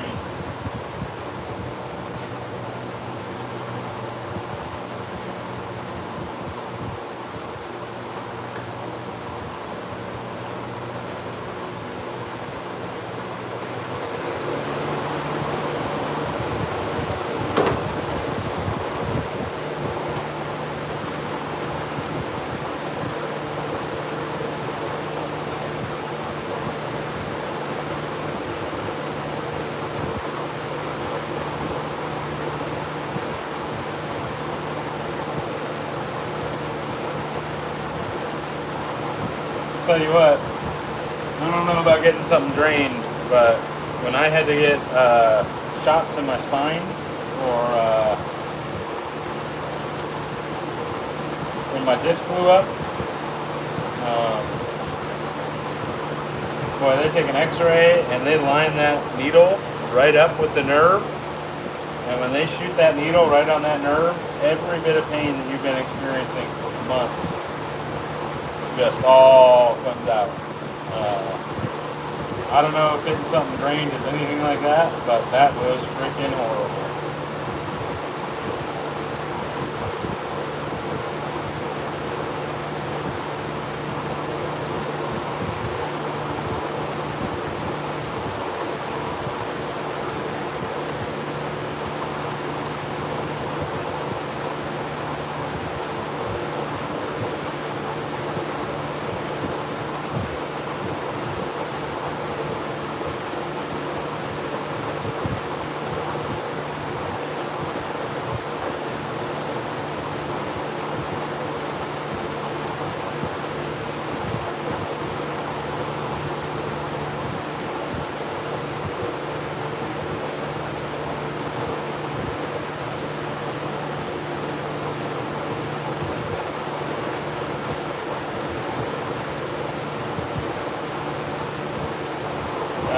I'm not getting paid for it, John Parente. That's for sure. If I am, the checks got lost in the mail.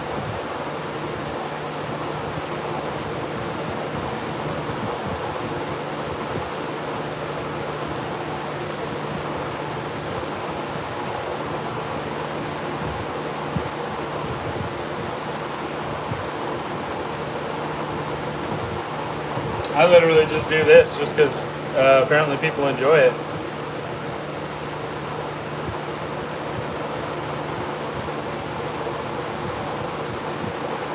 I certainly ain't getting paid. I'm actually paying to do this.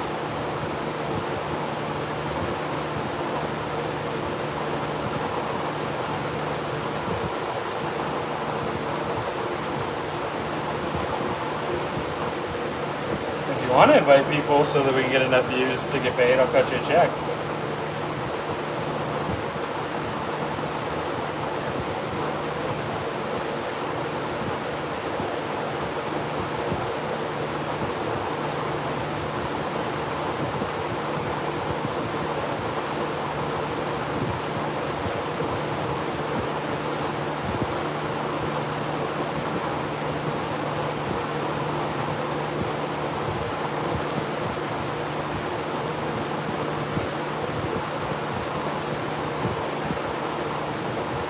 Yeah, I appreciate it, Don. It's, I hear you with where you're at. It's definitely frustrating to see the things that some people are doing on YouTube and making a ton of money doing it. This is definitely not one of them, but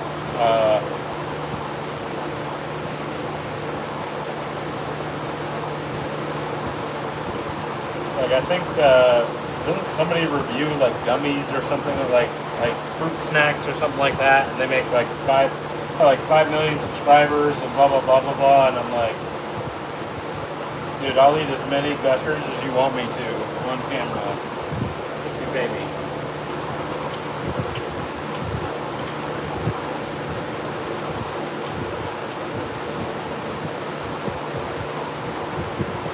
Well, you can already see that gold really came to play. And I did get a touch narrow, so I should have made that. It's because I ended up doing the finger cupping, so it's a little narrow in there, but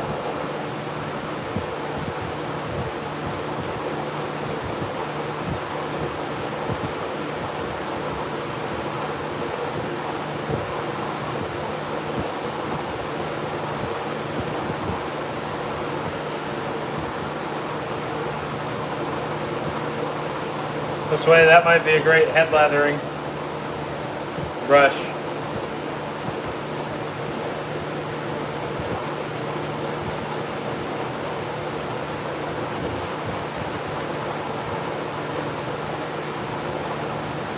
Yeah, Eric, for our mega brushes, the Megazords, this might be an interesting shape for one of the Megazords.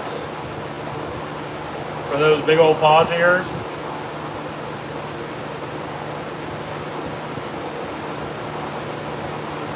Definitely, John. I agree, man. I appreciate your support.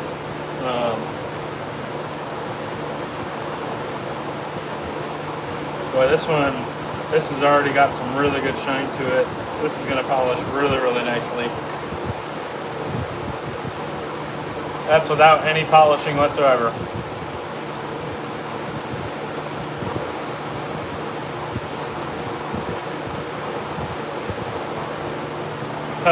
All right, should we turn one more, or should we just get stick to sanding? What y'all think?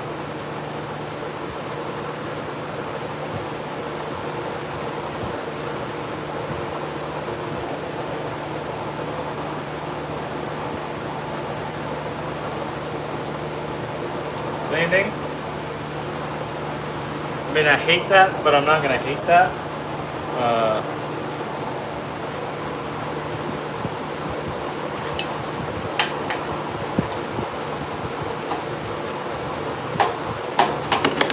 I've got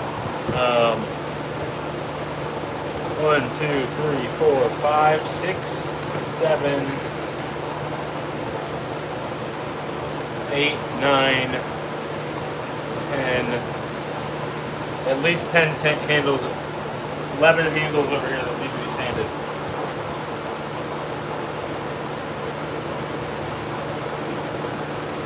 What's up, KJ?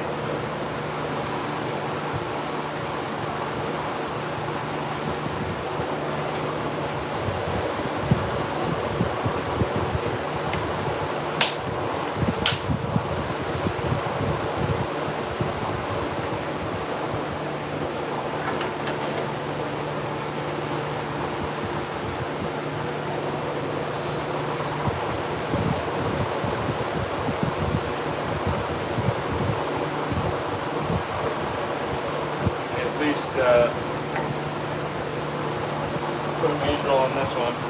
Big Papa's waiting on this one.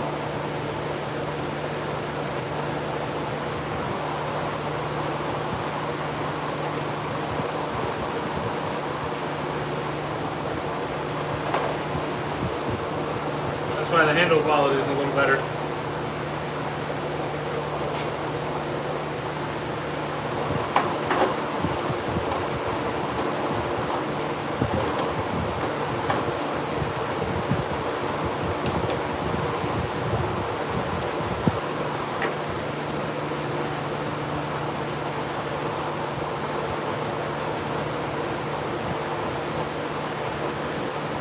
Yep.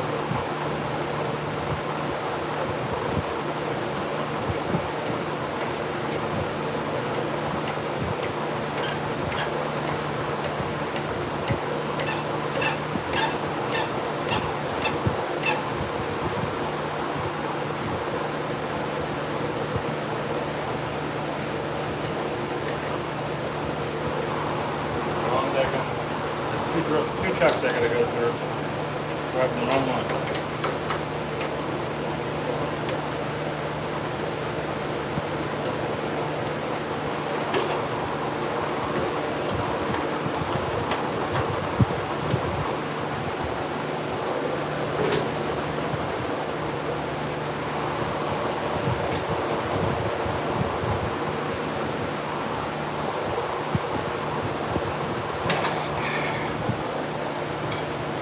Alright KJ, we're going to sand this one real quick and then we'll turn something. Satisfy both worlds.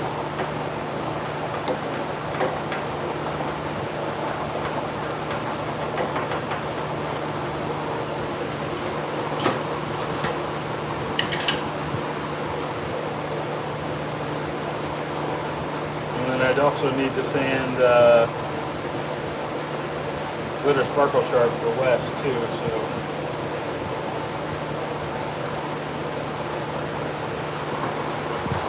I got so many handles I gotta finish.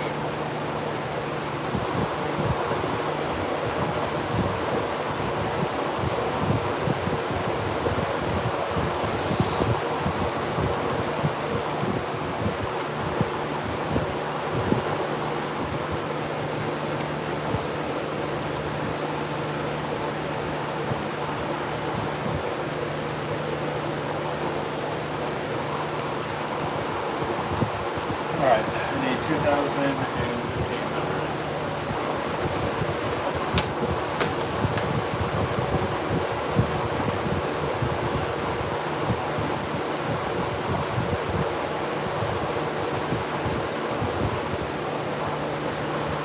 I'll grab some 800 too.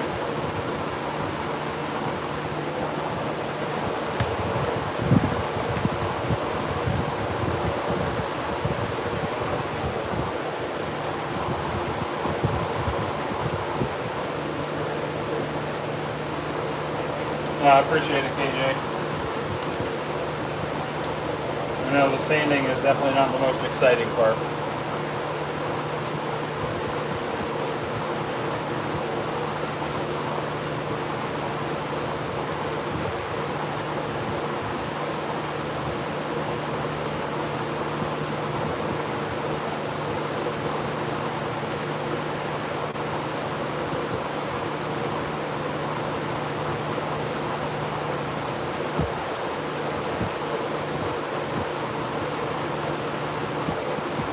Are there specific color combinations that you guys, aside from like obviously the boys that are usually in here, but some of those that I don't interact with as much off camera that tune into the lives, are there specific color combinations that seeing me turn these makes you curious about, or that you think would look really good? Like to see, kind of that type of deal.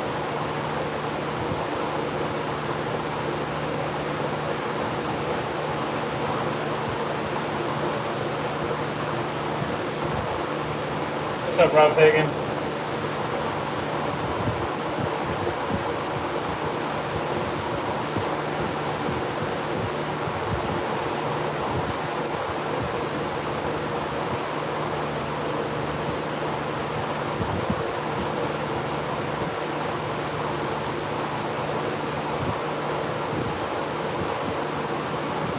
This is the only thing that bugs me about hive lines.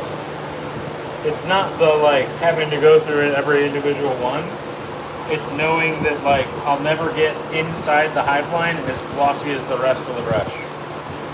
Like it still turns out fine. Like it still looks good, but it's a perfectionist mentality of like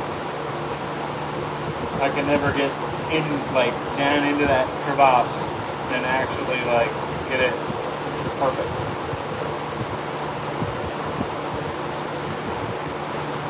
That's why a lot of artisans avoid them.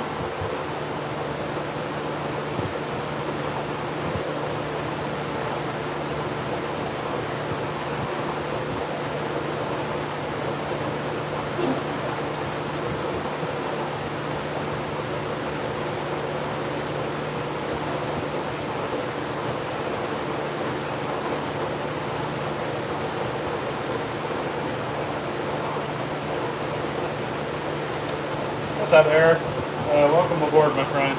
So, this is typically my channel revolves around wet shaving content. So, like traditional wet shaving, the way that like our grandfathers would shave, and that kind of led me down the path of wood turning, which led me into resin turning and making shaving brushes. So this is actually a wet shaving brush that you would put a knot, or like a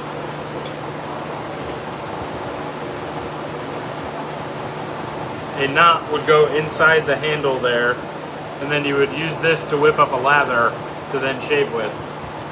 So now, this specific point in the process, I'm wet sanding it, which is basically the path to polishing it, so that it'll have like a really nice high gloss exterior on it and really make all of those colors in the resin really pop.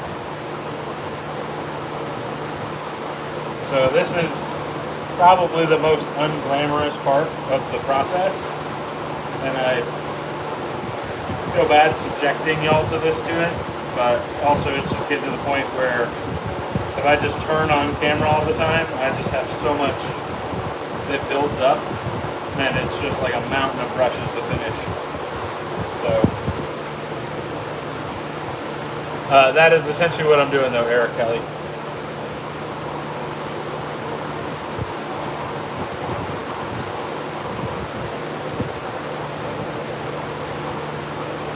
Thanks, man, I appreciate it. Thanks for your kind words.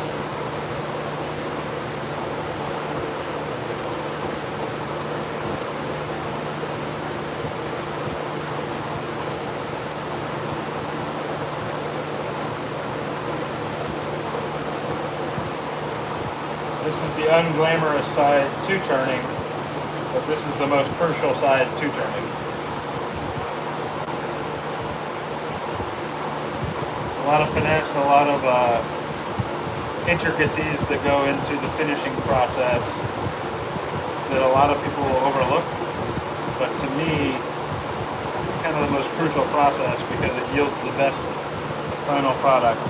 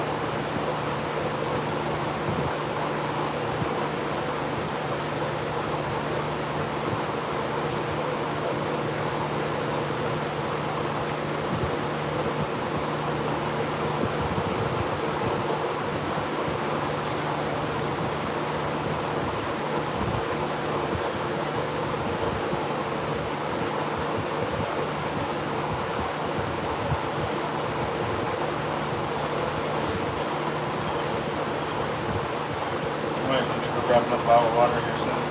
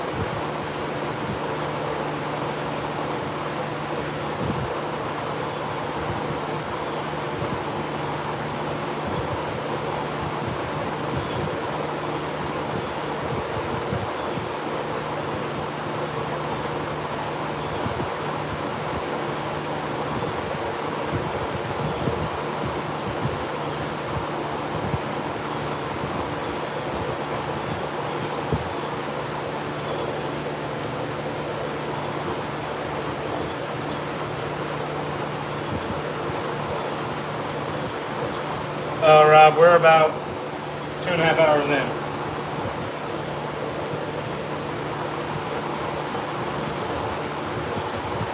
Turned a couple, sanded a couple, did the final BBS live blank.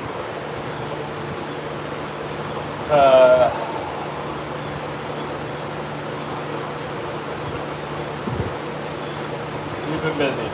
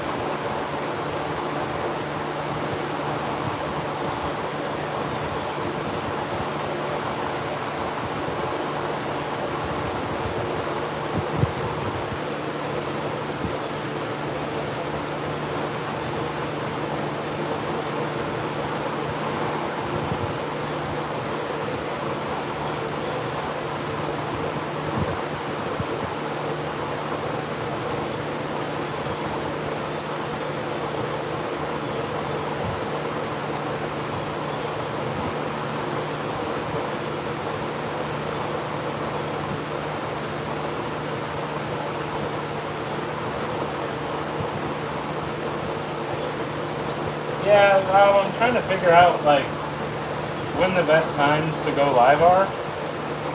During the week, oddly enough, it seems like lunchtime is like a peak traffic time. Lunchtime here.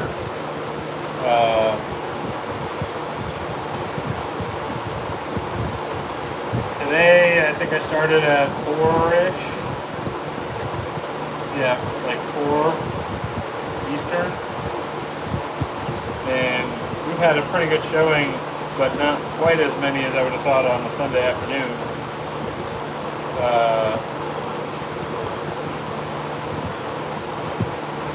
But as long as the boys are in here.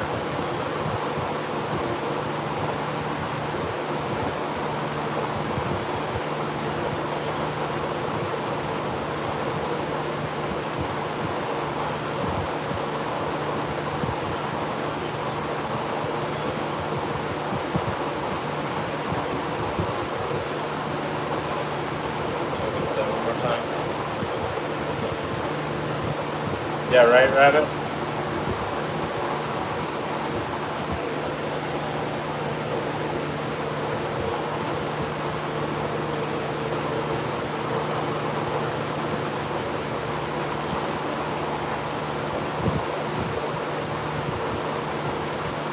Boy, this one is pretty.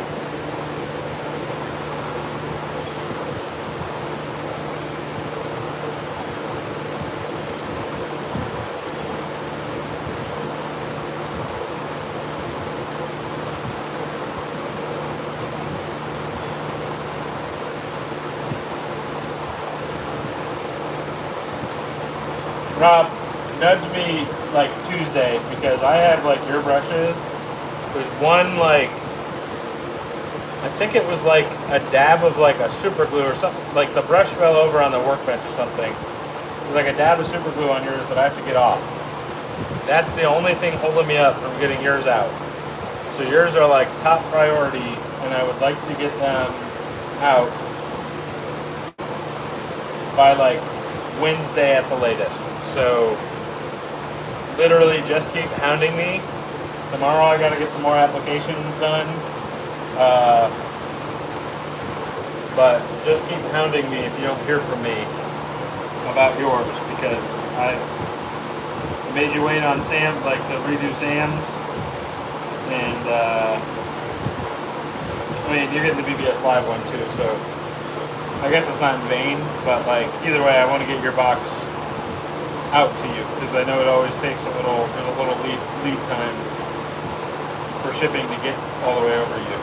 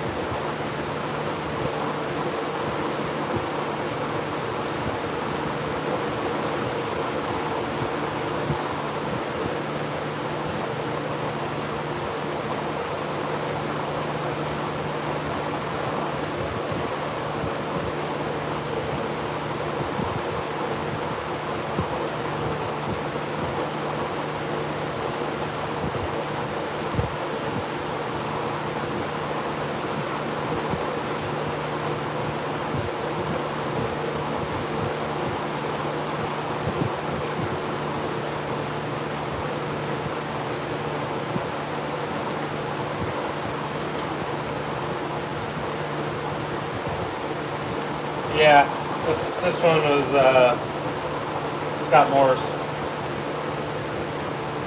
from the other night, which is funny, Rob, because you said you almost claimed it, and now your eye is still the same.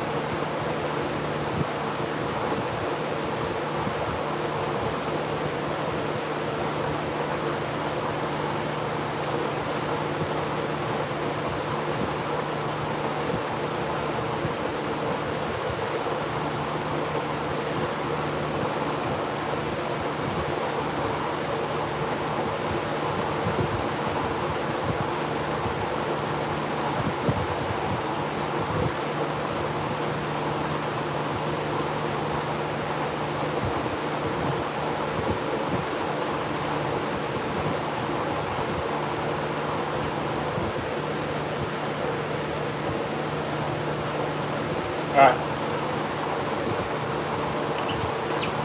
That one's done.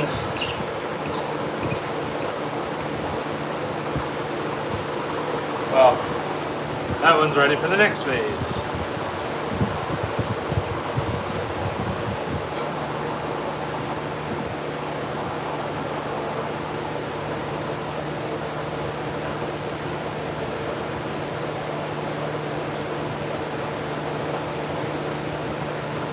She's going to be beautiful once she's all polished.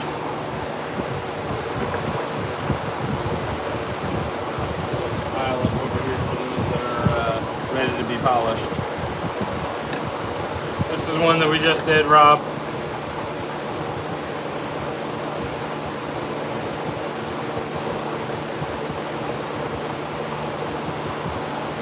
Alright, I am going to plug my phone in.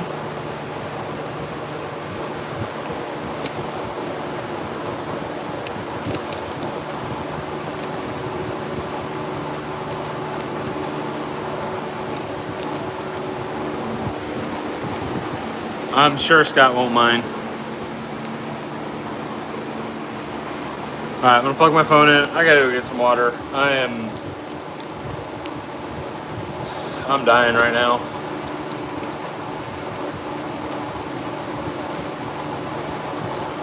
And I'll leave you guys with the soothing sound of the fan in a messy workshop.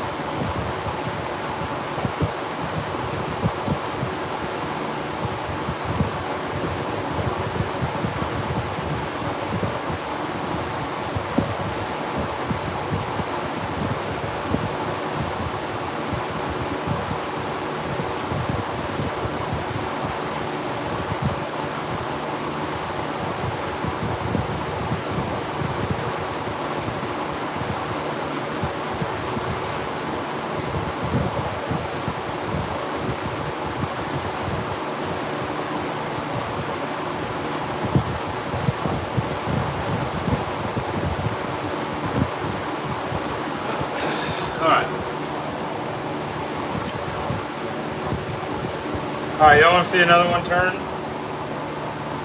What y'all think?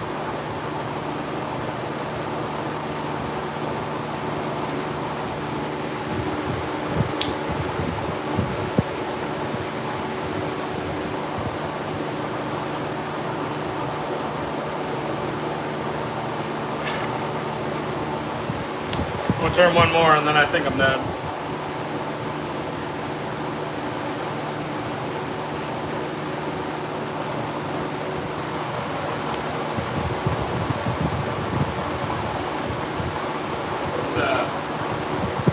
This heat's starting to wear on me.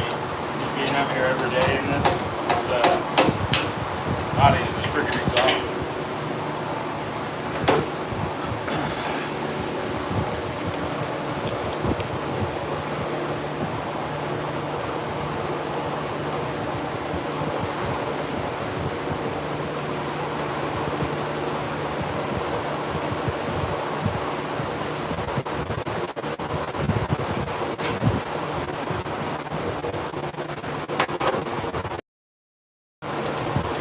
What's up, Santos?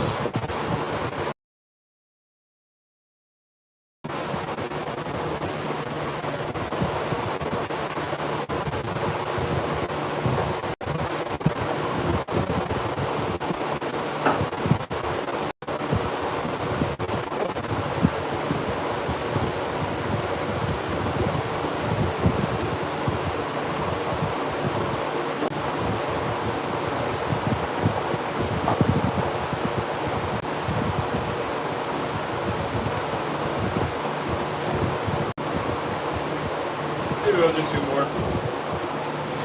Maybe we'll do two more. I kind of want to get this one out of the way. This is like a... It looks black, but...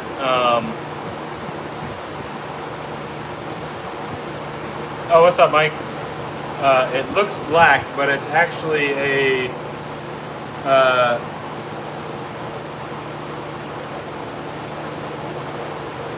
I think it's blue. It's like a translucent blue and dark. Yeah, it definitely looks like fishing lure. And then of course some sparkles in there too. So I think I'm going to try to do one similar to shape that I did the other day. That this one was turning into. I really like the way the ferrule came out on that one, so I think that's what I'm going to shoot for. I think it's going to look good on this too. We'll see.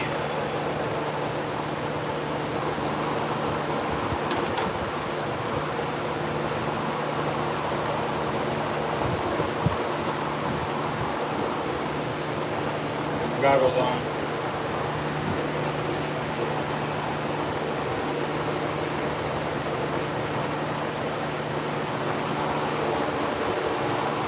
Oh, Rabbit, were you not in here for that one?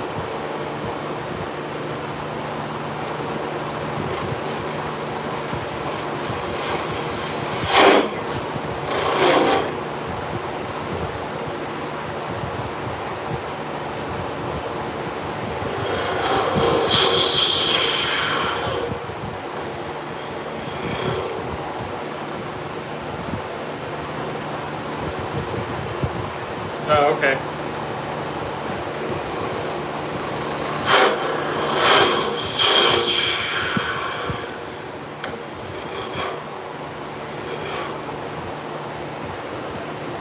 That is chippy.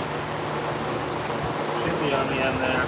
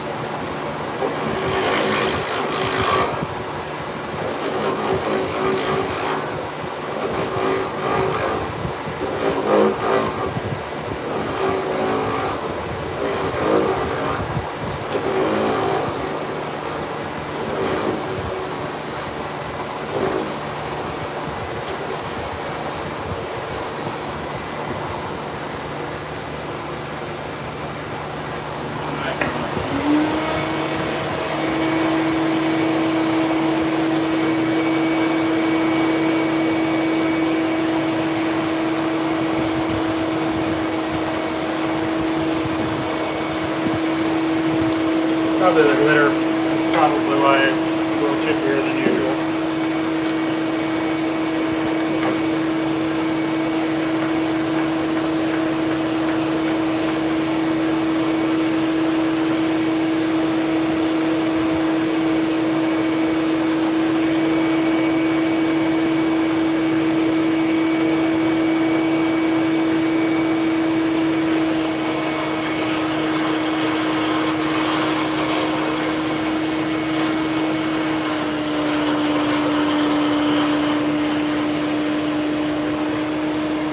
I put too much of Part B in this too.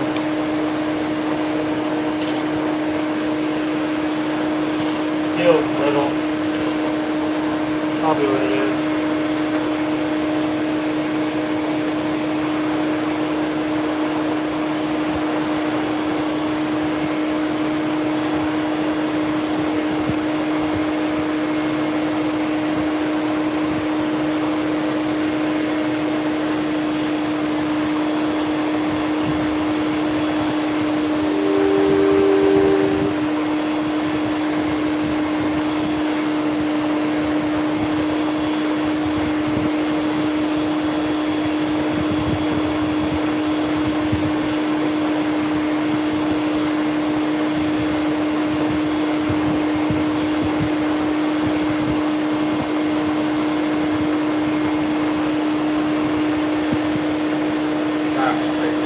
It just covers my towel, like.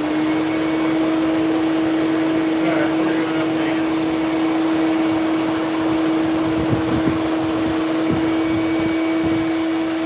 Ribbon everywhere.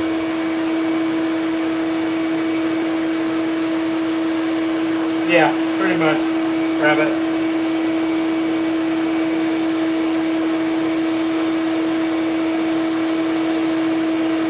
And that's how you control like certain effects too.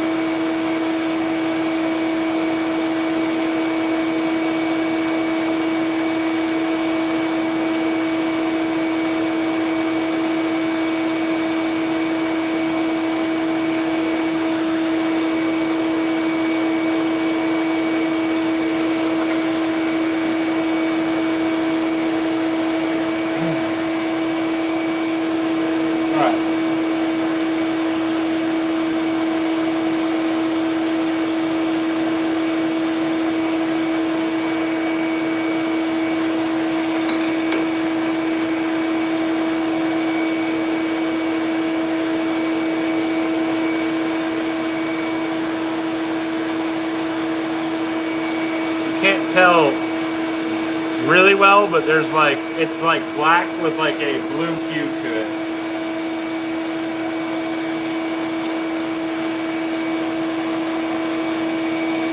Kind of like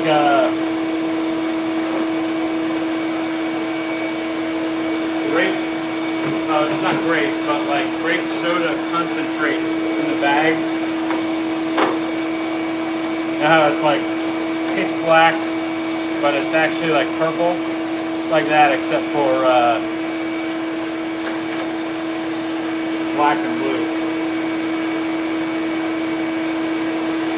All right, let's see if we can nail the second half of this.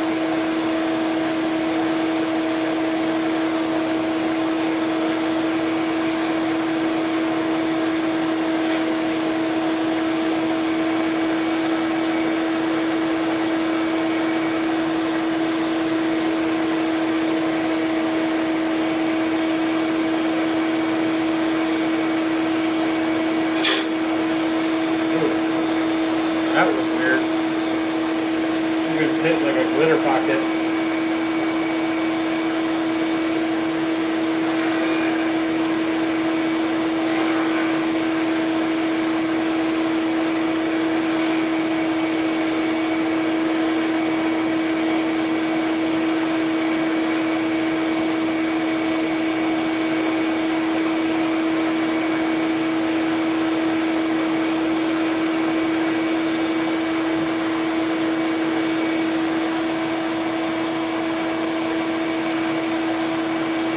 Sorted out, but I think we had like a major chip out that I think was basically just like a glitter pocket.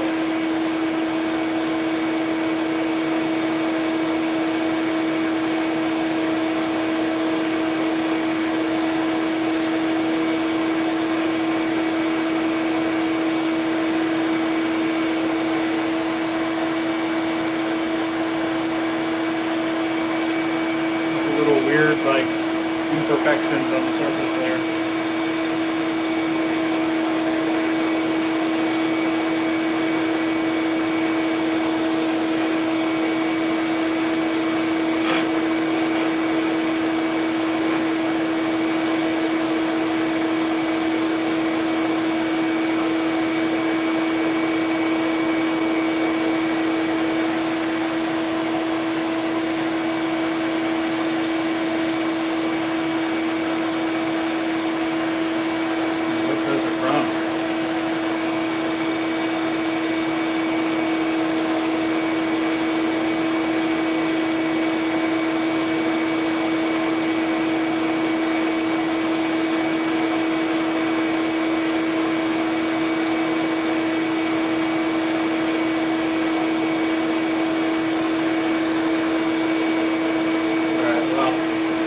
Hopefully they sand out. If I take it any lower, we're gonna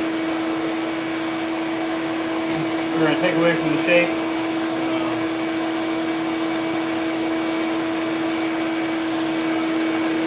Which I don't want to do because I kind of really like where it's at right now.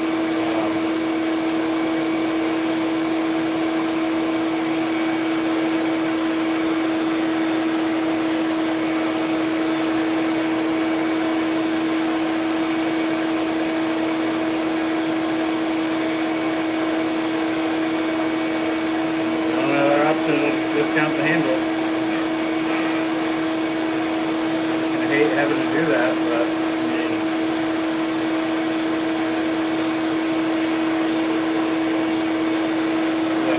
part of the issue that I've realized was running like a glitter heavy. So that's like an uncured pocket. What the heck?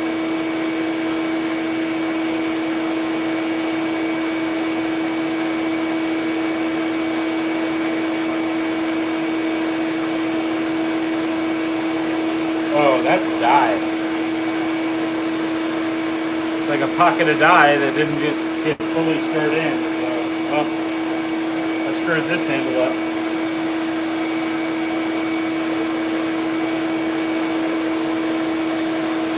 Wow, there's like so much that goes into these handles. It's like you gotta, the pores gotta go right, then the turns gotta go right.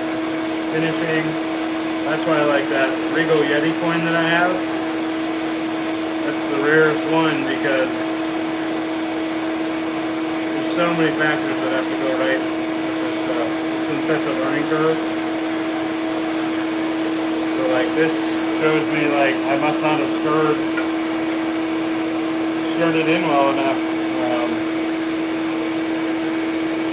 And there's just like a little pocket of like dye just sitting there.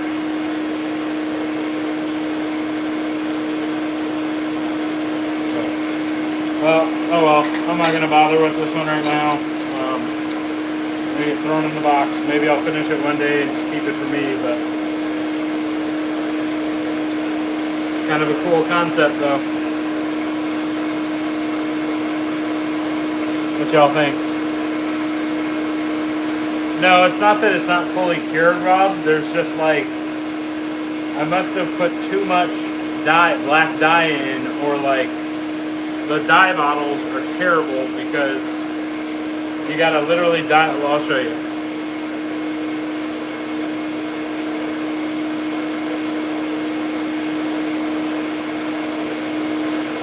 So the dye bottles, this is what they look like.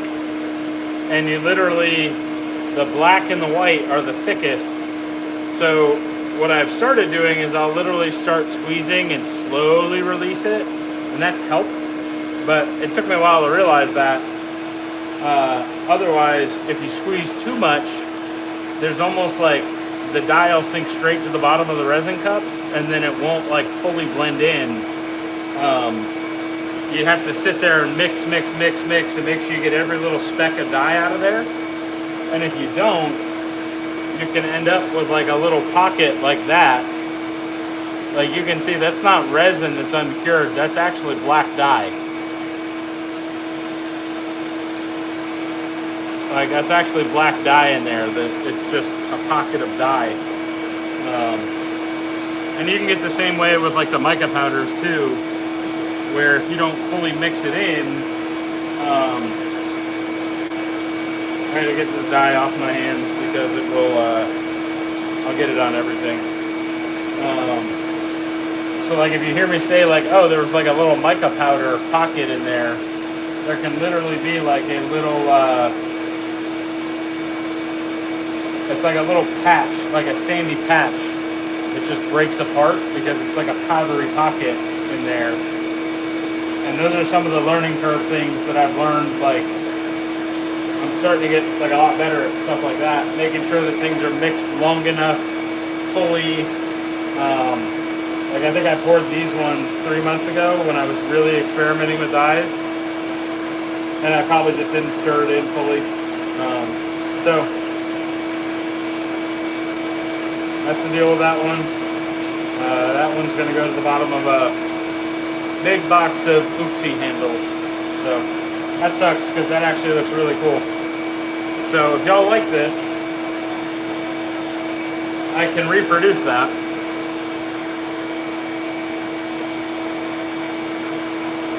Just simple, elegant. That's kind of what I was going for. Just kind of letting that little bit of dyed hue and that sparkle just kind of take over. So, but oh well.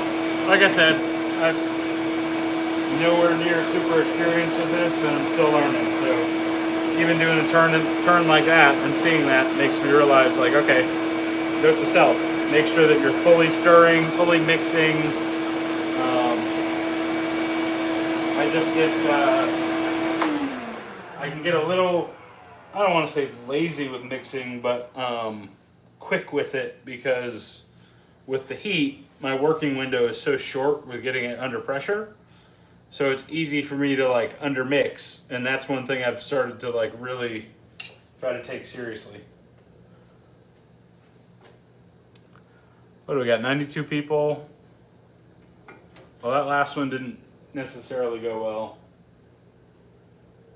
Let's see if I got another one over here that we can do that shape in.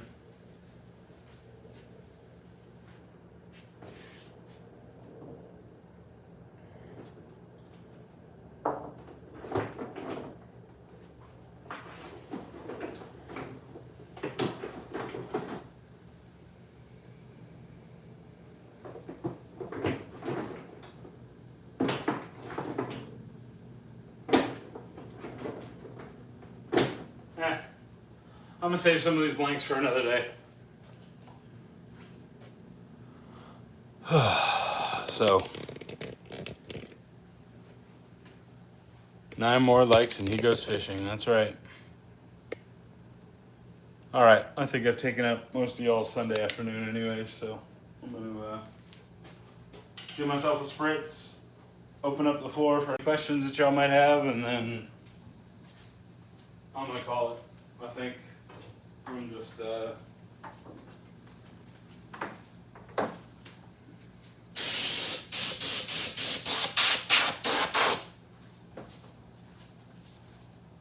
this was just on.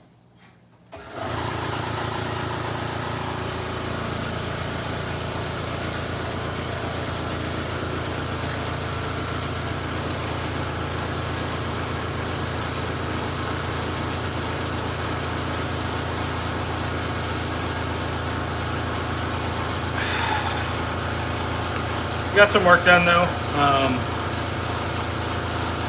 Rob, this is one that I think you did miss. This is earlier than Mike, if you're watching. That was the first one that we did tonight.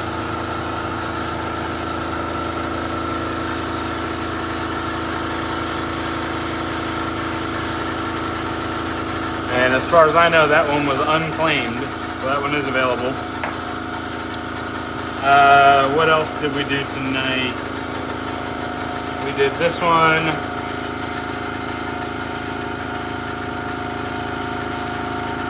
I keep getting a little narrow in there. I mean, this one was unintentional, but this was not supposed to be this shape. I kind of freeballed it on the spot. We sanded a couple. Oh, I did the final BBS Live blank, which came out pretty cool.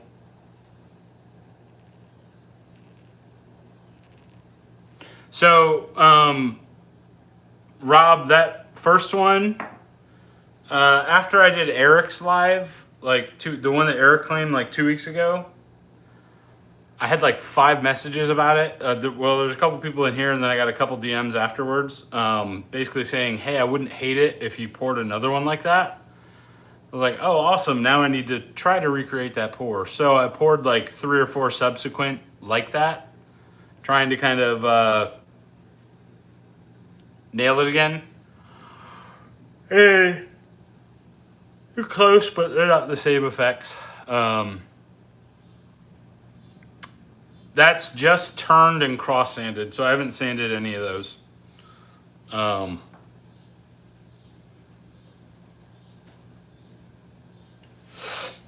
But yeah, I got a bunch over here. I was gonna turn this one for a buddy of mine, but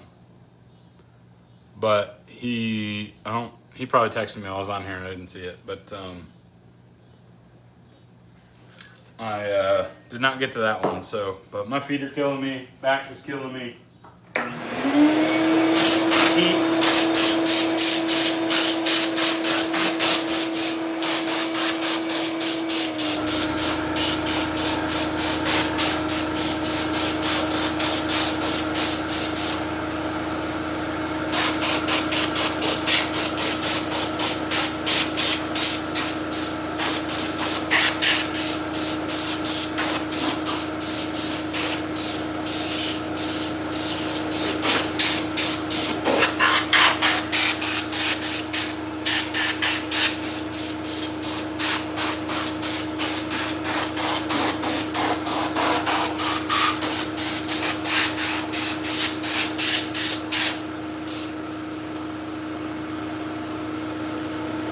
Got any other questions?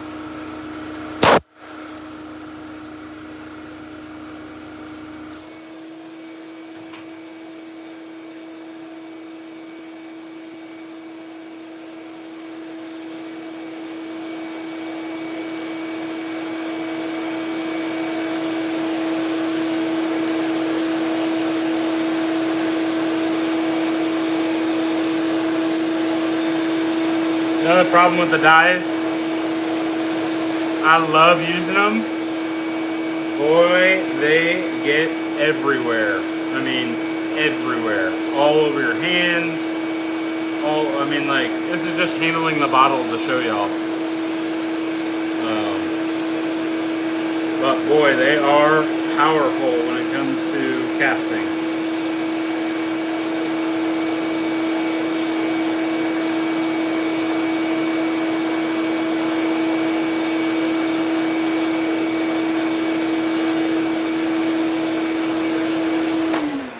y'all see me in a video or on here and I got like black thumbs like that, it ain't because I'm like super dirty all the time. It's literally just it's dye everywhere. From like I probably just cast it or was cleaning. Even like it's on the mat over there. Probably got it on my shirt. I've ruined so many shirts since getting into brush turning. So like look at that. That's just all under my nail. Thanks guys. I appreciate it. I'm glad. Hopefully I didn't get y'all in trouble with the wives taking you up on a Sunday afternoon. But appreciate y'all tagging along and having fun. We got a lot of work done. So Nick, really happy that you're loving yours. Rob, I'm gonna try to get yours out. Mike, you got another one on the way. Which I'm so sorry. I am so far behind on like posts too. Like my thank you posts and everything like that. It's just been a lot with both those collabs coming out at once, and then I try to kind of, contrary to popular opinion, I'm not very social media driven. I put priority on getting an order packed and out than I do the post on social media, which is not to say that I don't appreciate the orders or anything like that. Like obviously I love making the posts and everything like that, but I will, a lot of times I get tunnel vision where like today I'm like, okay, I got 3 orders out. Tomorrow I got to get 3 orders out. I make sure to take the videos, but then I usually get ADHD and move on to something else. So if you did order one and I haven't gotten the thank you posts out yet, or you got your brush before the post came out, I apologize. It's nothing like personal. I'm not trying to offend or anything like that. I just brain just goes a million miles a minute. So on that note, I'm gonna let y'all enjoy your Sunday evening. I'm gonna go get out of the heat. And yeah, I'm gonna go put them dogs up.